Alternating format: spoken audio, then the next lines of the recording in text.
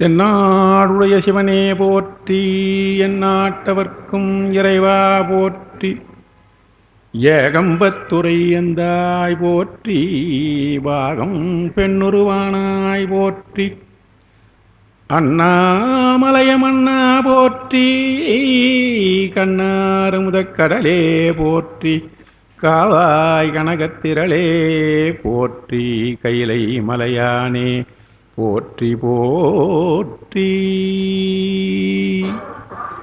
இடர்கள் முழுதும் எவன் அருளால் எரிவீழ் பஞ்சு எனமாயும் தொடரும் உயிர்கள் எவன் அருளால் சூரர் வாழ்பதியும் உறச் செய்யும் கடவுள் முதலோர்க்கு ஊறு இன்றி கருமம் எவனால் முடிவுறும் அத்தடவு மறுப்பு கணபதி பொற்சரணம் சரணம் அடைகின்றாம்.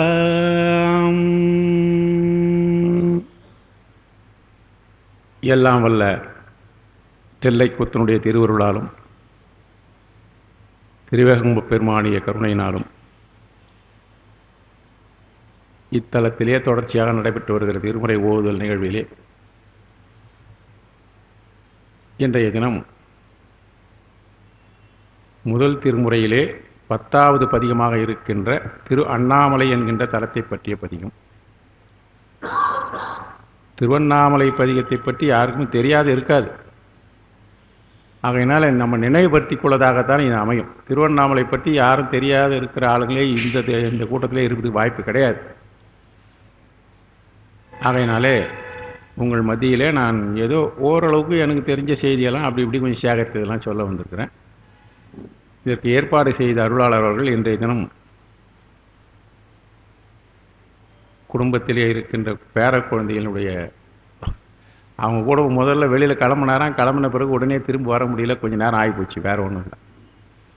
தாம்பரத்துலேருந்து இந்த பக்கம் வரலான்னு பார்த்தவர் அவங்க கூடவே சேர்ந்து தாம்பரத்துலேருந்து வீட்டுக்கு போயிட்டார். காரணம் என்னன்னா, அதுதான் பெருமான் நமக்கு கொடுத்துருக்கிறார். அதை விட்டுட்டு நம்ம வர முடியாது.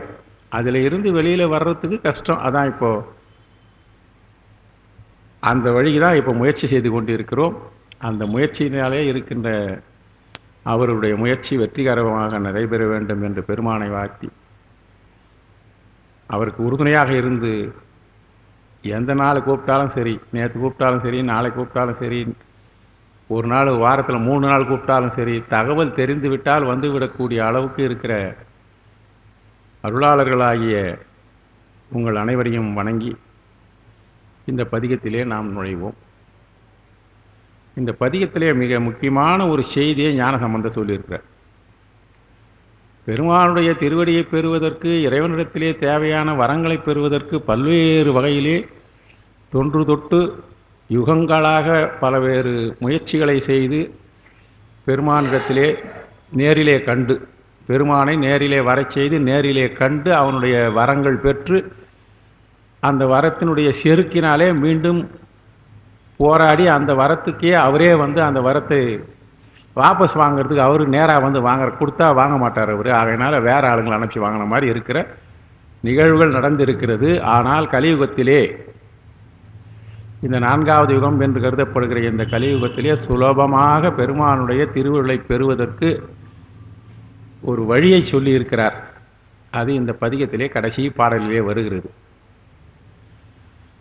பல பேருக்கு தெரிஞ்சிருக்கும். நான் அதை சொல்கிற போது விரிவாக சொல்லலாம். இன்னைக்கு கடைசி அந்த பாட்டுக்கு மட்டும் நான் கொஞ்சம் நேரம் எடுத்துக்க வேண்டியதாக இருக்கும். அதனால் கொஞ்சம் விரைவாக செல்லலாம். இன்றைய தினம் தலத்தினுடைய வரலாறு என்கின்ற முறையிலே எந்த தலத்தையாக இருந்தாலும் அந்த தலத்தினுடைய வரலாறை கொஞ்சம் நம்ம படிக்கலாம். வரலாறை பற்றி தல வரலாறு என்று கொடுத்துருக்கிற புத்தகங்கள்லாம் ஏறக்குறைய ஒரு 10 வரி 15 வரி கொடுத்துருக்குறாங்க. சரி, இது தலத்தை பற்றி சிறப்பான வரலாறு எப்படி கிடைக்கலான்னு யோசனை பண்ணி பார்க்குற போது தேவார திருத்தல வழிகாட்டின்னு பக்தவச்சனம் எழுதியிருக்கார். அவர் ஒரு பக்கத்தில் தான், ஒரு பக்கம்தான் எழுதியிருக்கிறார் ஒரு தலத்துக்கு. அவர் கொஞ்சம் அந்த தலங்களிலே சென்று வந்த காரணத்தினாலும் அவருக்கு இருக்கிற கொஞ்சம் புலமை என்கின்ற காரணத்தினாலும் சில செய்திகளை எல்லாம் கொடுத்துருக்கிறார். ஆனால் திருவண்ணாமலை பற்றி முதல் ஆரம்பமே திருவண்ணாமலை தொடங்கியிருக்கார். தலப்பயணத்தை தொடங்குபவர்கள் முதலே தல வழிகாட்டி சொல்கிறவர்கள் முதலே தொண்டை நாடு, நடுநாடு, அப்படி சோழ நாடு அப்படின்னு போவாங்க. ஆனால் இவருக்கு அண்ணாமலையார் தான் இவருக்கு வழிபடு தெய்வமாக இருக்கிறதுனால இவர் முதல் தொடக்கத்திலேயே திருவண்ணாமலை பற்றி தான் நிறைய செய்தி கொடுத்துருக்கிறார். தொடக்கமே நடுநாட்டில் தான் தொடங்குறார். அவர் அந்த புத்தகத்தை தொடங்குகின்ற பொழுது நடுநாட்டிலே இருந்து தொடங்கி இருக்கிறார். ஆகையினால் அவர் திருவண்ணாமலை பற்றி நிறைய செய்திகளை கொடுத்துருக்கிறார். இந்த செய்திகளில் முழுமையாக நம்ம பார்க்க வேண்டாம், முக்கியமான சில செய்திகளை மட்டும் நம்ம பார்க்கலாம். திருவண்ணாமலை பற்றி ஒரு 3 பக்கங்களிலே கொடுத்துருக்கிறார். எல்லாம் நமக்கு தெரிஞ்ச செய்தி தான். நடுநாட்டு தலங்கள் மொத்தம் 22. அந்த 22லே திருவண்ணாமலை ஒன்று முதல் தலமாக கருதப்படுகிறது. அந்த தலத்துக்கு இருக்க அருமை பெருமைகளாக ஒரு 15 செய்தியில் கொடுத்துருக்கிறாரு. இதில் மூவர் பாடல் பெற்றது. மூவரிலே மூவர் என்று சொன்னால் மூவர்னா நம்ம தேவார மூவர் அல்ல. 3 பெருமக்களுடைய பாடல் பாடப்பெற்றிருக்கிறது. இந்த திருமுறையில் வச்சு பார்த்தா மற்றபடி அவருடைய பாடல் திருவண்ணாமலையில் இருக்கிற பெருமானுடைய பாடல் ஏராளமாக இருக்குது. இன்னும் அதுக்கெல்லாம் பொருள் புரிஞ்சு கொள்ள முடியாத அளவுக்கு இருக்கிற பாடல்கள்லாம் அங்கே இருக்குது. திருவண்ணாமலை பற்றி ஒரு இப்போல்லாம் என்னுடைய தந்தையார் காலத்திலே திருவண்ணாமலை பற்றி அருணாசல புராணம்னுட்டு ஒரு புக்கு, கட்ட புத்தகமாக இருக்கும், சின்ன சைஸ் தான். A4 2 பரிசாக எவ்வளோ இருக்குமோ அந்த அளவு தான் பேப்பர் இதில். ஆனால் கிட்டத்தட்ட 1100 பக்கங்கள் இருக்கிற புத்தகம் அது இருக்குது. மொத்தமாக சேர்த்து போட்டுருக்குறாங்க. திருவண்ணாமலை பற்றி என்னெல்லாம் பாடல் அந்த காலத்திலே அந்த நூலை வெளியிற வரைக்கும் இருந்ததோ, அதுக்கப்புறம் நிறைய வந்துடுச்சு. இப்போ அனைத்தையும் சேர்த்து போட்டுருக்குறாங்க. ஆனால் அந்த புத்தகத்தை தான் வச்சு நிறைய அருணாசல புராணம் பாடுற போது அந்த அருணாசல புராணத்துக்கு உரையோடு போட்டிருக்காங்க. அதில் மட்டும் அருணாசல புராணத்துக்கு மட்டும் உரை உண்டு. அதை வச்சு தான் நான் சொற்பொழிவோட பண்ணியிருக்கேன். அருணாசல புராணத்துக்கு மிக அருமையாக இருக்கும். அப்போது அந்த அவ்வளோ இருக்கிற பதியங்கள்லாம் இப்போ என்ன ஆகிப்போச்சுன்னா, நானும் இப்போ போகிற மாதிரி திருவண்ணாமலை போகிற போது அந்த புக் ஸ்டாலில் போட்டிருக்கிறாங்க. அதில் எத்தனை பதியங்கள் இருக்கிறதோ ஒன்றொன்னா ரமணாசத்தில் போனாங்க அங்கே அருணாசல புராணம்னு போட்டு வச்சுருக்கிறாங்க. ஒரு சின்ன புக்காக போட்டு என்னன்னா அருணாசல புராணத்தில் மூலம் மட்டும் போட்டிருக்காங்க. வெண்பாக்கள் எவ்வளோ எழுதியிருக்கிறாங்க, எவ்வளோ நூல்கள்லாம் எழுதியிருக்கிறாங்கன்னு பார்த்தா, இப்போ ஐயா நம்ம நண்பர் தனிவேல் கூட ஒரு புக்கை ஒரு நூலை அதில் இருந்து தனியாக எடுத்து வெளியிட்டார். அவர் அது நிறுத்தி பாராயணமாக பண்ணின்னு வராரு. அது ஆனால் ரொம்ப அதில் பொருள் கண்டுபிடிக்கிறது ரொம்ப சங்கடம். புரிசியாக இருக்கிற போது கொஞ்சம் அதெல்லாம் கொஞ்சம் நுணுகி பார்த்துருந்தார். புண்ணியமாக நமக்கு நான் தான் அவர் சொல்லி திருஷ்டியாக போச்சு. ஐயா நீங்கள்லாம் காஞ்சிபுரத்துக்கு சேர்ந்தது எங்களுக்கு ரொம்ப புண்ணியம். பழம்பெரிய ஆள் இல்லை, நுணுகி ஆராயக்கூடிய ஆட்கள் இல்லை, புலமை பெற்றவர்களாக இல்லை அப்படின்னு சொல்லிட்டு அந்த சங்கடப்பட்டேன். ஆகையினால அந்த இருக்குது. இப்போ அருணாசலம் எப்படின்னு இப்போ மூவர் பாடல் நான் சொன்னேன்ல, திருஞான சம்பந்தர் திருவண்ணாமலையில் 2 பதியங்கள் எழுதியிருக்கார். திருஞான சம்பந்தருடைய பாடல்களில் பார்த்தா 2 பதியங்கள், நாவுக்கரசர் 3 பதியங்களை எழுதியிருக்கிறார். மாணிக்க வாசகர் பல இடங்களிலே திருவண்ணாமலை சொல்லியிருக்கிறார். சுந்தரர் திருவண்ணாமலை பதியங்கள் நமக்கு கிடைக்கவில்லை. சுந்தரர் எழுதியதாக கருதப்பட்ட பதியங்கள் நமக்கு கிடைக்கவில்லை. அதுக்கப்புறம் அந்த தலத்திலே வழிபாடு செய்தவர்கள் ஏராளமான பேர் இருக்கு. ஒரு குறிப்பாக போட்டிருக்கிறாரு வியாசர், புலிக்கால் முனிவர், வைசம்பாயனர், அகத்தியர், சனகர், சனத்குமாரர், பதஞ்சலி, மார்க்கண்டேயர் இவரெல்லாம் இந்த தலங்களிலே இருந்து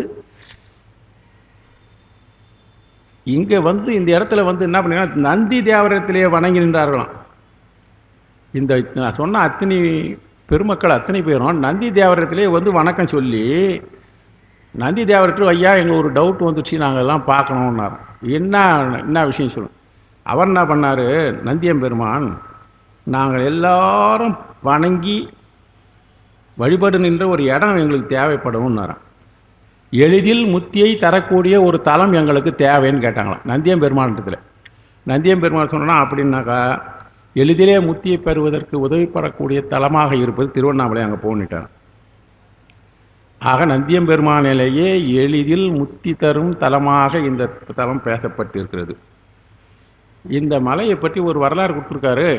4 யுகங்களிலே 4 வகையாக இந்த மலை காட்சி அளித்திருக்கிறது. இப்போ நமக்கு எப்படி காட்சி அளிக்கிறது, கல் மலையாக காட்சி அளிக்கிறது. அதிலே கூட கல் இருக்குது, வனம் இருக்கிறது, எல்லாம் இருக்குது. ஞானசம்பந்தர் பார்க்குற போது அந்த மலையிலே நல்ல வளங்கள்லாம் இருக்குது. அந்த வளங்களை பற்றி தான் இன்றைக்கி நம்ம படிக்க போகிறோம். இப்படிப்பட்ட அந்த கிருதகாயுகம் கிருதயுகம் சொல்லுவார்கள், கிரேதகாயுகம் என்று சொல்லுவார்கள். அதுதான் வந்து சூரபன்மனுடைய ஆட்சி செய்த ஒரு காலம். முருகப்பெருமான் தோன்றி அந்த யுகத்திலே நெருப்பு மலையாக காட்சி கொடுத்தது. அப்போ தான் பிரம்மா விஷ்ணுக்கு அது நெருப்பு மலையாகவே காட்சி கொடுத்திருக்கிறது. ஆனால் அடுத்த யுகமாக இருக்கின்ற திரேதகா யுகத்திலே மாணிக்க மலையாக இருந்திருக்கு. நல்ல வேலை இப்போ இருந்தாக்கா, இப்போ அதுங்கிட்ட போய் கல்லுக்கு கூட குவாரிலாம் அங்கே வைக்காத இருந்துங்கிறாங்க. அது என்னைக்கு இப்போ அது எப்படியோ பெருமான் இப்போ இது வரைக்கும் காப்பாற்றிக்கிறார் பெருமான். மாணிக்க மலையாக இருந்திருக்குது. அப்போ அந்த யுகத்தில் தான் ராவணன் இருந்த காலம். அதுக்கு அடுத்தது துவாபர யுகம். கிருஷ்ண பரமாத்மா இருந்த காலத்திலே பொன்மலையாக இருந்தது. அப்போது சாமி கிட்டி அடுக்கிற இடத்தெல்லாம் நம்ம கை வைக்கிட்டானே இருந்த ஒரு காலம். அதனால் அப்படி இருந்தது. இந்த யுகத்திலே தெரியும், இந்த யுகத்தில் சும்மா கொஞ்சம் இரும்பாவது அட்லீஸ்ட் இருந்தால் கூட அதை கூட உருக்கிடுவாங்கன்னு சொல்லிட்டு கல்மலையாக இருந்து கொண்டு இருக்கிறது. ஆக யுகத்துக்கு ஏற்ற மாதிரி சூழ்நிலையிலே பெருமான் அந்த காலத்தில் இருந்திருக்கிறார். அப்போதான் அவ்வளோ தர்மத்துக்கு அஞ்சிய ஒரு காலம். அப்போ சொல்லுவாங்க, தர்ம தேவதை 4 பாதங்களிலும் நடந்து மிக சுபிட்சமாக இருந்த காலம் முதல் யுகத்தில். 2வது யுகத்திலே அந்த அம்மாவுக்கே கொஞ்சம் இது பண்ணி 3 காலம் தான். நீங்கள் அந்த வரலாறுகளை படித்து பார்க்கிற போது அப்போ இருந்த தர்மமும் அப்போ இருந்த தர்மையும் அந்த வரலாற்றை எழுதியிருக்கிற இதிகாசங்களிலே மிக சிறப்பாக சொல்லியிருப்பாங்க. அடுத்தது இப்போது நம்ம கண்ணபரமாத்மா வந்த காலத்தில் 2 பாதத்தில் தான் நடந்தாராம். ஏன் துரியோதனம் வாழ்ந்துருக்கான். தர்ம தேவதை எத்தனை பாதங்களாக நடந்திருக்கிறா? 2 பாதங்களாக. இப்போ கலியுகத்திலே 1 பாதத்தால் நடந்து கொண்டு இருக்கிறார்கள். நம்ம அதையே நம்ப மாட்டேன்றோம். அப்படி தான் நடந்துட்டு இருக்கிறாங்க. இன்னும் கலியுகம் முத்தலை. பாகவதத்தினுடைய வரலாறுபடி கலியுகம் இன்னும் முத்தவில்லை. நம்ம சொல்லிட்டோம் களி முத்தி போச்சுன்னு. எப்பான்னு மழை காலத்துலேயும் வெயில் காலத்துலையும் நம்ம பயணத்தை மேற்கொள்கிற மாதிரி மேற்கொண்டிருக்கிறோம். ஆனால் களி இன்னும் முற்றவில்லை. அதுக்கு இன்னும் எத்தனையோ 1000 வருடங்கள் இருக்கின்றது. லட்சக்கணக்கான வருடங்களும் எனக்கு கணக்கு சொல்லலாம். ஆகையினால அந்த தலத்துக்கு அடுத்தது நமக்கு நல்லா தெரியும், சிதம்பரத்தை நேரில் கண்டு வணங்கினால் முத்தி, காசி மாநகரத்திலே அங்கே போய் இறந்தால் முத்தி, திருவாரூர் தலத்திலே பிறந்தால் முத்தி. இதெல்லாம் எங்கே போய் நம்மளால் பிறக்க முடியும்? ஆனால் திருவண்ணாமலையில் உள்ளத்திலே நினைத்தால் முத்தி. திருவண்ணாமலையை மனதிலே நினைத்தால் முத்தி தரக்கூடிய ஒரு தலம். அது எப்படி நினைக்கணுன்றதுக்கு ஒரு ஃபார்மாலிட்டிஸ்லாம் இருக்குது. நினச்சா போச்சுன்னா நான் 5 வாட்டி நினைக்கிறேன், 10 வாட்டி நினைக்கிறேன்னா இல்லை. அது அருணாசல புராணத்தை பற்றி பார்த்தா தான் தெரியும் எப்படி நினைக்கணும்னு. நினைப்பற நினைக்க வேண்டும். சுலபமான ஷார்ட் ஆன்சர் அதுக்கு. பெருமானை எப்படி நினைக்க வேண்டும் என்றால் நினைப்பற நினைக்க வேண்டும். இந்த பதியத்தில் ஒரு இடத்துல அது மாதிரி வருது. இப்போ திருமாலும் பிரம்மனும், அதாவது 5 பூதத்தலங்களிலே திருவண்ணாமலை அக்னித்தலம். அது நல்லா தெரிஞ்சது. திருமாலும் பிரம்மமும் முழுமுதற் பொருள் என்று வந்தது. அந்த தலத்தினுடைய வரலாறு நன்றாக தெரியும். அடிபடி தேடிய படலம் அங்கே தான் நடந்ததாக கூறப்படுகிறது திருமாலும். ஆகையினால இந்த ஒளிப்பிழம்பாக இருக்கிற நின்ற நாள் தான் சிவராத்திரி என்று போற்றப்படுகிறது. ஒரு குறிப்பு கொடுத்துருக்காரு இவர். அந்த ஒளிப்பிழம்பாக பெருமான் நின்று அவர்களுக்கு அக்னிமலையாக காட்சி கொடுத்தாருன்னு சொல்கிறோம் இல்லையா, அது மகா சிவராத்திரியாக கருதப்படுகிறது. அடுத்தது இன்னொரு கதையை அவர் வராருங்க. அந்த கதை நமக்கு தேவையில்லைன்னு நினைக்கிறேன். உமையம்மை பெருமானுடைய கண்களை மூடுகிறார். அதனுடைய பயனாக காஞ்சி மாநகரம் வருகிறார். காஞ்சி மாநகரத்தை தவம் செய்கிறார். தவம் செய்து வரம் பெற்று விடுகிறார். ஏற்கனவே இடப்பாகத்தில் இருந்தவங்க அவங்க. அங்கேருந்து சின்ன தவறு செஞ்சிட்டனால வந்தது பாருங்க. தவறு இதுவும் ஒரு திருவிளையாடலாக நினச்சிக்கணும். நமக்காக பெருமான் செய்த திருவிளையாடல் தானே வழி. அவங்க குடும்பத்தில் அங்கேயே அவங்களே இந்த மாதிரி விளையாடினாங்க. நம்ம விளையாடலாம், நம்ம விளையாடக்கூடாது. அங்கேருந்து நேராக காஞ்சி மாநகரத்துக்கு வந்தாங்க. இதுவும் கூட என்னடா திருவண்ணாமலை ஏன் தொடர்பு படுத்துகிறான்னு பாருங்கள். காஞ்சி மாநகரத்திலே இருந்து வரங்கள் எல்லாம் பெற்று எல்லாம் தீர்ந்து போச்சு. இடப்பாகத்தை எப்போ கொடுக்க போகிறீங்கன்னு கேட்டாங்க. அதை கொடுக்கவே இல்லை. என்ன அங்கேருந்து அனுப்பிச்சுட்டிங்கல்ல. இந்த சாமி அங்கேருந்து வரும்போது நான் அடிக்கடி சொல்லுவேன், அங்கேருந்து திருவண்ணாமலைக்கு காஞ்சி மாநகருக்கு தவம் பண்ண வராங்க. அம்மா சலகர்ணியாக தான் வராங்க. சண்டை போட்டு வரல. சண்டை போட்டு வரனா எக்கடா கட்டு போட்டு அனுப்பிச்சிடுவாங்க. அந்த அம்மையாரை செய்தார்கள். நீ திருப்பியும் உன்னுடைய இடம் எதுன்னு கேட்டாங்க. காஞ்சி மாநகரம் என்பது பூஜனை எனக்கு உகந்தது என்று சொல்லுகின்றோமே, அதனால் நான் பூஜனை செய்து நான் பூசனை செய்யலாம் என்று கொண்டு வந்துட்டாங்க. சரி, பூசனை செய்வதற்காக இந்த அம்மா காஞ்சி மாநகரத்துக்கு புறப்படுறாங்க. புறப்படுற போது பயபக்தியோட நம்ம காரில் போகணுன்னு சொல்லி ஏற்றி அனுப்புகிறோம் பாருங்க. நல்லபடியாக பிரச்சனை இல்லாத குடும்பத்துட்டு வரும்போது எப்படி ஏற்றி அனுப்புன்றத என்ன பண்ணாராம், நந்தியில் ஏற்றி அனுப்பிச்சாராம். இது நமக்கெல்லாம் இது என் காந்த புராணத்தில் ஏழு எங்கேயும் இல்லை. இது எங்கே இருக்குன்னா அருணகிரிநாதர் எங்கேருந்து பார்த்தாரோ தெரியல. அருணகிரிநாதர் சொல்கிறாரு, காஞ்சிபுரம் வரும்போது அந்த அம்மாவை நந்தியில் பெருமான் ஏற்றி அனுப்பிச்சாரு. நந்தியம் பெருமான் போய் இட்டுமே விட்டுட்டு வாங்கன்னு சொல்கிறாரு. வரும்போது சில தலங்களையெல்லாம் தரிசித்து வந்தார்கள் என்கின்ற காஞ்சிபுரத்தில் வரலாறு. அது நந்தி மேல் வந்தார் என்பதற்கு இது திருப்புகழை படிக்கிற போது அது திருப்புகழை இருந்தது. வேற எங்கேயும் தேடணும்னா உங்களுக்கெல்லாம் தெரிஞ்ச திருப்புகழ் ஞாபகம் வருதா? நம்ம ஊரில் இருக்கிற குமரகோட்டை திருப்புகழ். இப்போ யோசனை பண்ணி உள்ளே போய் பார்த்தா, நான் நேராக முழுஷா போல அறிவியலாப்பித்தர்னு தொடங்குற திருப்புகழ் நிறைய படிக்கிறோம். அதில் அதுதான் புத்தகத்தை படிக்கிற போது கொஞ்சம் நுணுகி படிக்கணும். இறைவர் மாற்றற்ற செம்பொன் வடிவம் வேற்று. நான் விளக்கத்துக்காக சொல்ல வரேன், பாட்டு படிக்கிற போது வேகமாக போகும்போது. இறைவர் மாற்றற்ற செம்பொன் வடிவம் வேற்று பிரிந்து. அப்பவே எப்படி இருக்கிறாங்க, பெருமானோடு இரண்டாக தான் இருக்கிறாங்க. வடிவம் வேற்று பிரிந்தாங்க. அந்த அம்மா எங்கே வராங்கன்னா, இடபமேல் கச்சி வந்த உமையாள். அந்த அம்மா எங்கே வந்து உமை வந்து அந்த ஒரு வரியை நம்ம 1 மணி நேரம் பேசலாம். இடபமேல் கச்சி வந்த உமையாள் இங்கே தவம் எதுக்கு செஞ்சாங்களாம், தன் இருளை நீக்க தவம் செய்து அருள. எவ்வளோ பெரிய பாட்டு, அந்த ஒரு வரிக்கு நல்லா சொன்ன. தன் இருளை நீக்க தவம் செய்து. சக்தி வந்து அருள் வடிவானது. இன்றைக்கே 3வது பாட்டில் வருது நமக்கு. சக்தி அருள் வடிவானது. அருள்வாக இருக்கிற போது, அருள் வடிவை காட்டுகிற போது சக்தி உயிர்களுக்கு நன்மை செய்ய வருகிற போது தனியாக பிரித்து வந்துடுவாங்க. அதனால்தான் இடரை நீக்க தவம் செய்து அருள நோக்க குழைந்த இறைவர். அதுக்கப்புறம் கதையை நேலா போனோம். இறைவர் மாற்றற்ற செம்பொன் வடிவம் வேற்று பிரிந்து இடபமேல் கச்சி வந்த உமையாள் தன் இருளை நீக்கத்தவம் செய்த அருள நோக்கி குழைந்த இறைவர் கேட்க தகுஞ்சொல் உடையோனே. அதுக்கே அப்படிப்பட்ட உமையம்மையுடைய இறைவர் கேட்க தகும் சொல். அதுதான் வந்து சுவாமி மலை வரலாறு. அதனால் இந்த மௌன மந்திரம்ன்றாங்களா, அதுக்காக வருது. பேச அனுபூதின்னு பேர் எடுக்கிற போது அந்த தலைப்பு நான் தேடி பார்த்தேன். அதனால் அந்த குறிப்பு வந்து ஆக உமையம்மை வந்தாங்க. ஆனால் இந்த 2 பேர் பிரித்து தானே வந்தாங்க. இடத்துல இடப்பாகத்தை விட்டு தானே வந்தாங்க. அந்த இடப்பாகத்தை காஞ்சிபுரத்தில் கொடுக்கல, நீ திருவண்ணாமலையில் வந்து வாங்கிக்கணும். இந்த தவத்தில் நடுவில் போட்டு வச்சு இந்த அம்மா பாடுற பாடு தாங்க வேணான்னு சொல்லிட்டு பெருமான் காமிச்சு சோதனை செய்ய ஆரம்பித்தார். நான் சோதனை செஞ்சு உனக்கு வந்து காட்சி கொடுத்துட்டேன்.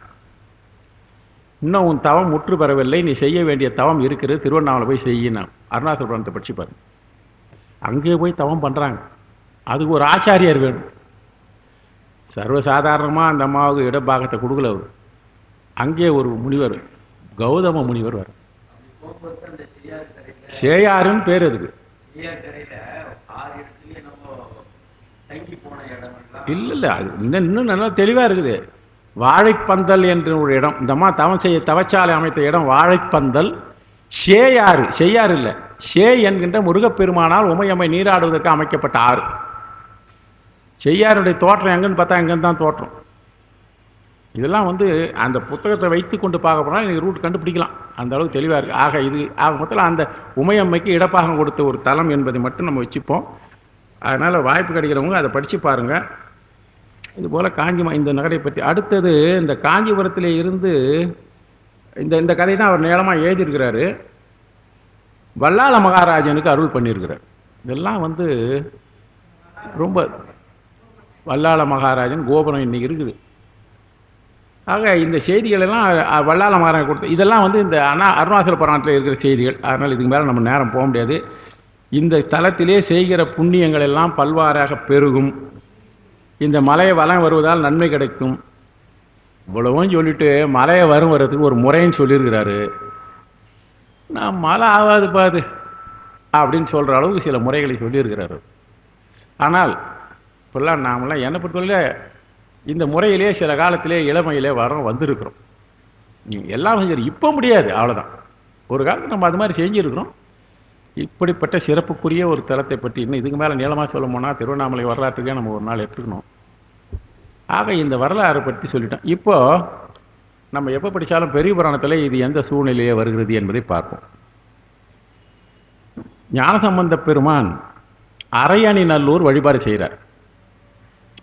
சோழ நாட்டு தலம் அது. அரையணி நல்லூரிலே வழிபட்ட பிள்ளையாருக்கு அங்கிருந்து அவர் வந்து கொண்டிருக்கிறார். இல்லை, அரையணி நல்லூர் தட் இஸ் நடுநாட்டு தலமாக தான் இருக்குன்னு நினைக்கிறேன், பக்கத்தில் தான். அரையணி நல்லூரிலே பதிகம் பாடுறாரு. அங்கிருந்து சீரிய மன்னிய பதிகம் பாடி அத்திருவரை அணி நல்லூர், அரையணி நல்லூரிலே பதிகத்தை பாடுறார், வழிபாடு செய்கிறார். வாரின் மல்கிய கொங்கையாழ் பங்கர். இந்த வாரின் மல்கிய என்பதற்கு இதிலே இந்த பாட்டிலே இந்த பதிகத்தில் 3வது 4வது பதிகத்தில் வருது விவரம். அது கொஞ்சம் அப்புறம் அது என்ன ஏதுன்னு சொல்கிறேன்.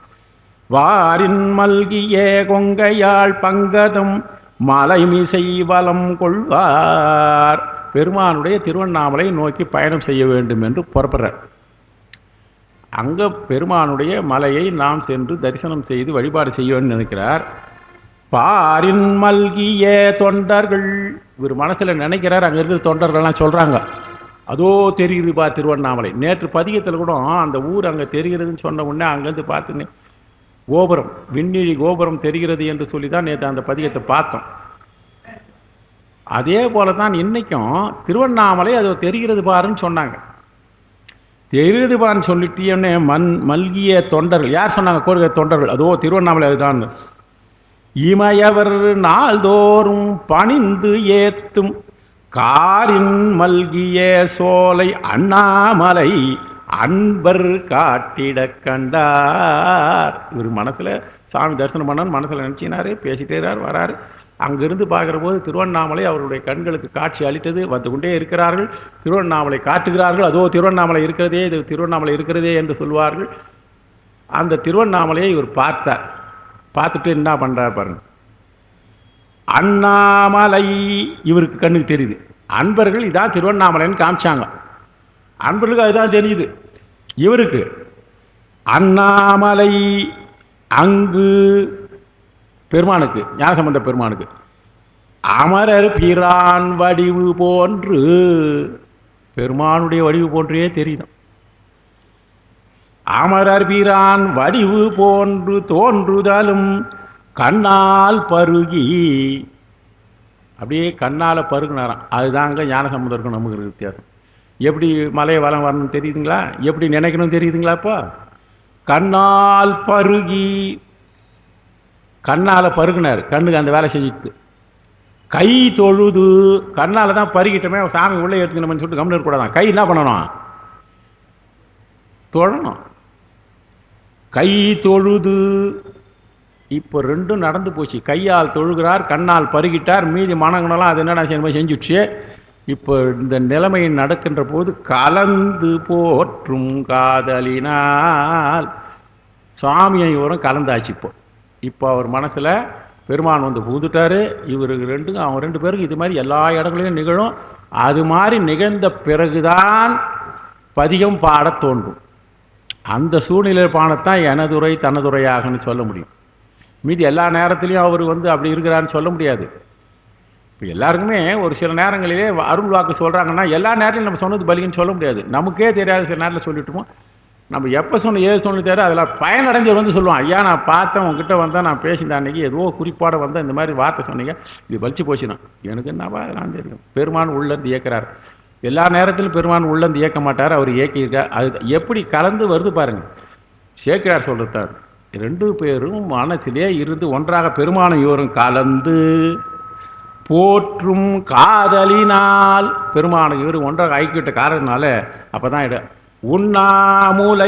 உண்ணாமுலையாள் எனும் பதிகம். அந்த சிச்சுவேஷனில் இப்போ நல்லா தெரிஞ்சு போச்சு. எங்கேருந்து பாடுறாருன்னா திருவண்ணாமலையிலேருந்து அரையணை நல்லூர் பக்கத்தில் இருக்கின்ற பகுதியிலே வருகின்ற பொழுது அந்த இடத்திலே எங்கிருந்து பார்த்தால் திருவண்ணாமலை தெரியுமோ அந்த இடத்திலே இருந்து அன்பர்கள் காட்ட அங்கிருந்து அப்போ எடுத்து பாடுற பதிகம். அங்கேயே உட்காந்து நின்று பாடில்லை, பாடி தொண்டருடன் போந்து. இவர் தொண்டை நாட்டுக்கு வருகின்ற காலத்திலே, நடுநாட்டுக்கு வருகின்ற காலத்திலே இவருக்கு பக்கத்தில் பக்க வாத்தியங்கதி எல்லாம் இருக்குது. முதல் கொஞ்ச நாளைக்கு தான் பக்க வாத்தியம் இல்லை, பாரவர் இல்லை, யாழ்ப்பாணர் கையில் இல்லை, எழுதுறவரில் எல்லாம் ஸ்கிரிப்ட் எடுக்கலாம், எல்லாத்துக்கும் ஆளு. இப்போ எல்லாம் கூட்டம் சேர்ந்து போச்சு. ஆகையினால அந்த பதிகத்தை பாடிக்கினே வராரு. நம்ம படித்தோம்னா 8 நிமிஷத்தில் படிச்சுடுவோம். ஓதுவார் பாடினார்னாக்கா இப்போ இருக்கிற ஓதுவாருங்க இந்த பதிகத்தை வந்து ஒரு 15 நிமிஷத்தில் பாடிடுவாங்க. ஏன்னா முதல் ஒரு பதிகம் ஆலாபனை பண்ணி பாடுவாங்க, அப்புறம் விருத்தமாக பாடுவாங்க, அப்புறம் எப்படி அவங்களுக்கு தெரிஞ்ச மாதிரிலாம் என்னெல்லாம் பண்ணி போய் கடைசியில் செம்புந்திய கதிரோ வெம்புந்திய கதிரோன் விரிசாரலும் முடிச்சிடுவாங்க. ஆனால் இதே நம்ம ஊரில் இந்த விநாயகர் மொழியார் பாடுற போது திருவிழாவும் போது பாடினாக்கா மணிக்கணக்கில் பாடுவாங்க இந்த பதிகத்தை. அது வேற விஷயம். இப்படி அவர் பாடிக்கிட்டே வராரா ஞானசம்பந்தர். சொல்றார், தென்னீர் பதிகம் பாடி தொண்டருடன் போந்து தென்னீர் முடியார் திருவண்ணாமலையை சென்று சேர்வுற்றார். இப்போ நமக்கு தெரியுதில்ல, திருவண்ணாமலை வலம் வருகிற போது திருப்பதிகங்களை பாடிக்கினே போனேன். ஒரு நல்ல கூட்ட அன்புகள். ஏன் திருவண்ணாமலை பற்றி இருக்கிற வெண்பாக்கள் நிறைய புத்தகங்கள் இருக்கிறது. அதை கையில் வச்சுங்க அப்படியே படிச்சுக்கினே போனால் எவ்வளோ ஆனந்தமாக இருக்கும் பாருங்கள். ஏன்னா ஞானசம்பந்த பெருமான் மலையை அங்கேருந்து பார்த்து வந்துருக்கிறார். இது நம்ம செய்தி இப்போ வந்துடலாம். இது பாட்டு நல்லா தெரிஞ்ச செய்தி தான். உண்ணாமுலை உமையாளோடும் உடனாகிய ஒருவன் பெண்ணாகிய பெருமான் மலை திருமாமணி திகழ.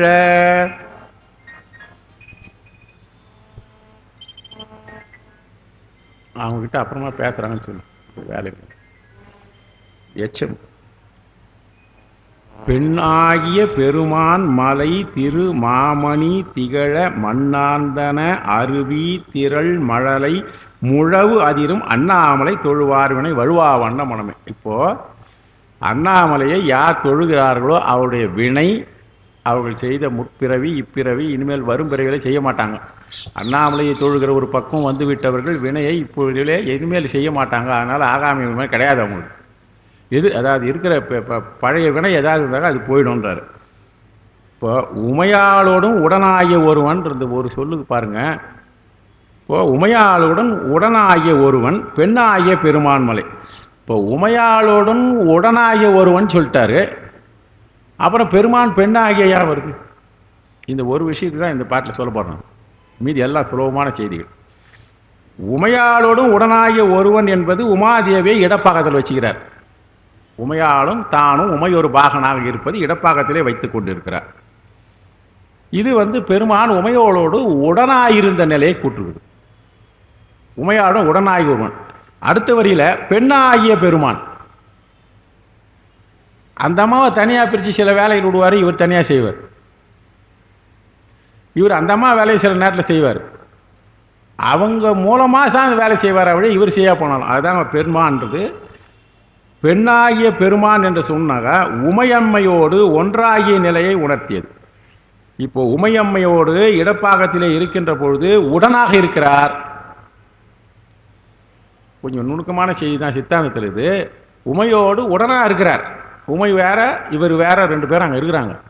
ஆனால் பெண்ணாகிய பெருமான் என்று சொல்லுகிற பொழுது உமையும் இவரும் ஒன்றாக இருக்கிறார்கள். எப்படி ஒன்றாக இருக்கிறார்கள்னா, உமையம்மை சில நேரத்திலே உயிர்களுக்கு இந்த பரிபக்குவத்தை கொடுப்பதற்காக அந்த மறைப்பு சக்தியாக இருக்கிறாங்க இல்லையா, அந்த மறைப்பு சக்தியாக இந்த அருள் சக்தியாக மாறுகிறாங்க இல்லையா, அந்த சக்தியாக மாறுகிற போது தனியாக செயல்படுவாங்க அவங்க. ஆக இவர் என்ன பண்ணுறாருன்னா ஒன்றாகிய நிலை இருக்கிறது. அப்போ அந்த நேரத்திலே சாமி தான் செய்கிறாரு, அம்பாள் தான் செய்யலான்னு கிடையாது. 2 பேரும் ஒன்றாக. அதுதான் இந்த குறிப்பாக சொல்கிறார். ஏன் இவர் சொல்கிறாரு இதுனாக்கா, இவருக்கு ஏற்கனவே அனுபவம் இருக்குது. அது இங்கே முதல் பதிகத்திலே சொல்லியிருக்கிறார். அம்மா தானே பால் கொடுத்தாங்க, உமையம்மை தானே இந்த அம்மாவுக்கு பால் கொடுத்தாங்க. தோடுடைய செவியன், ஏன் தோடுடைய செவியல்னு சொல்லக்கூடாது?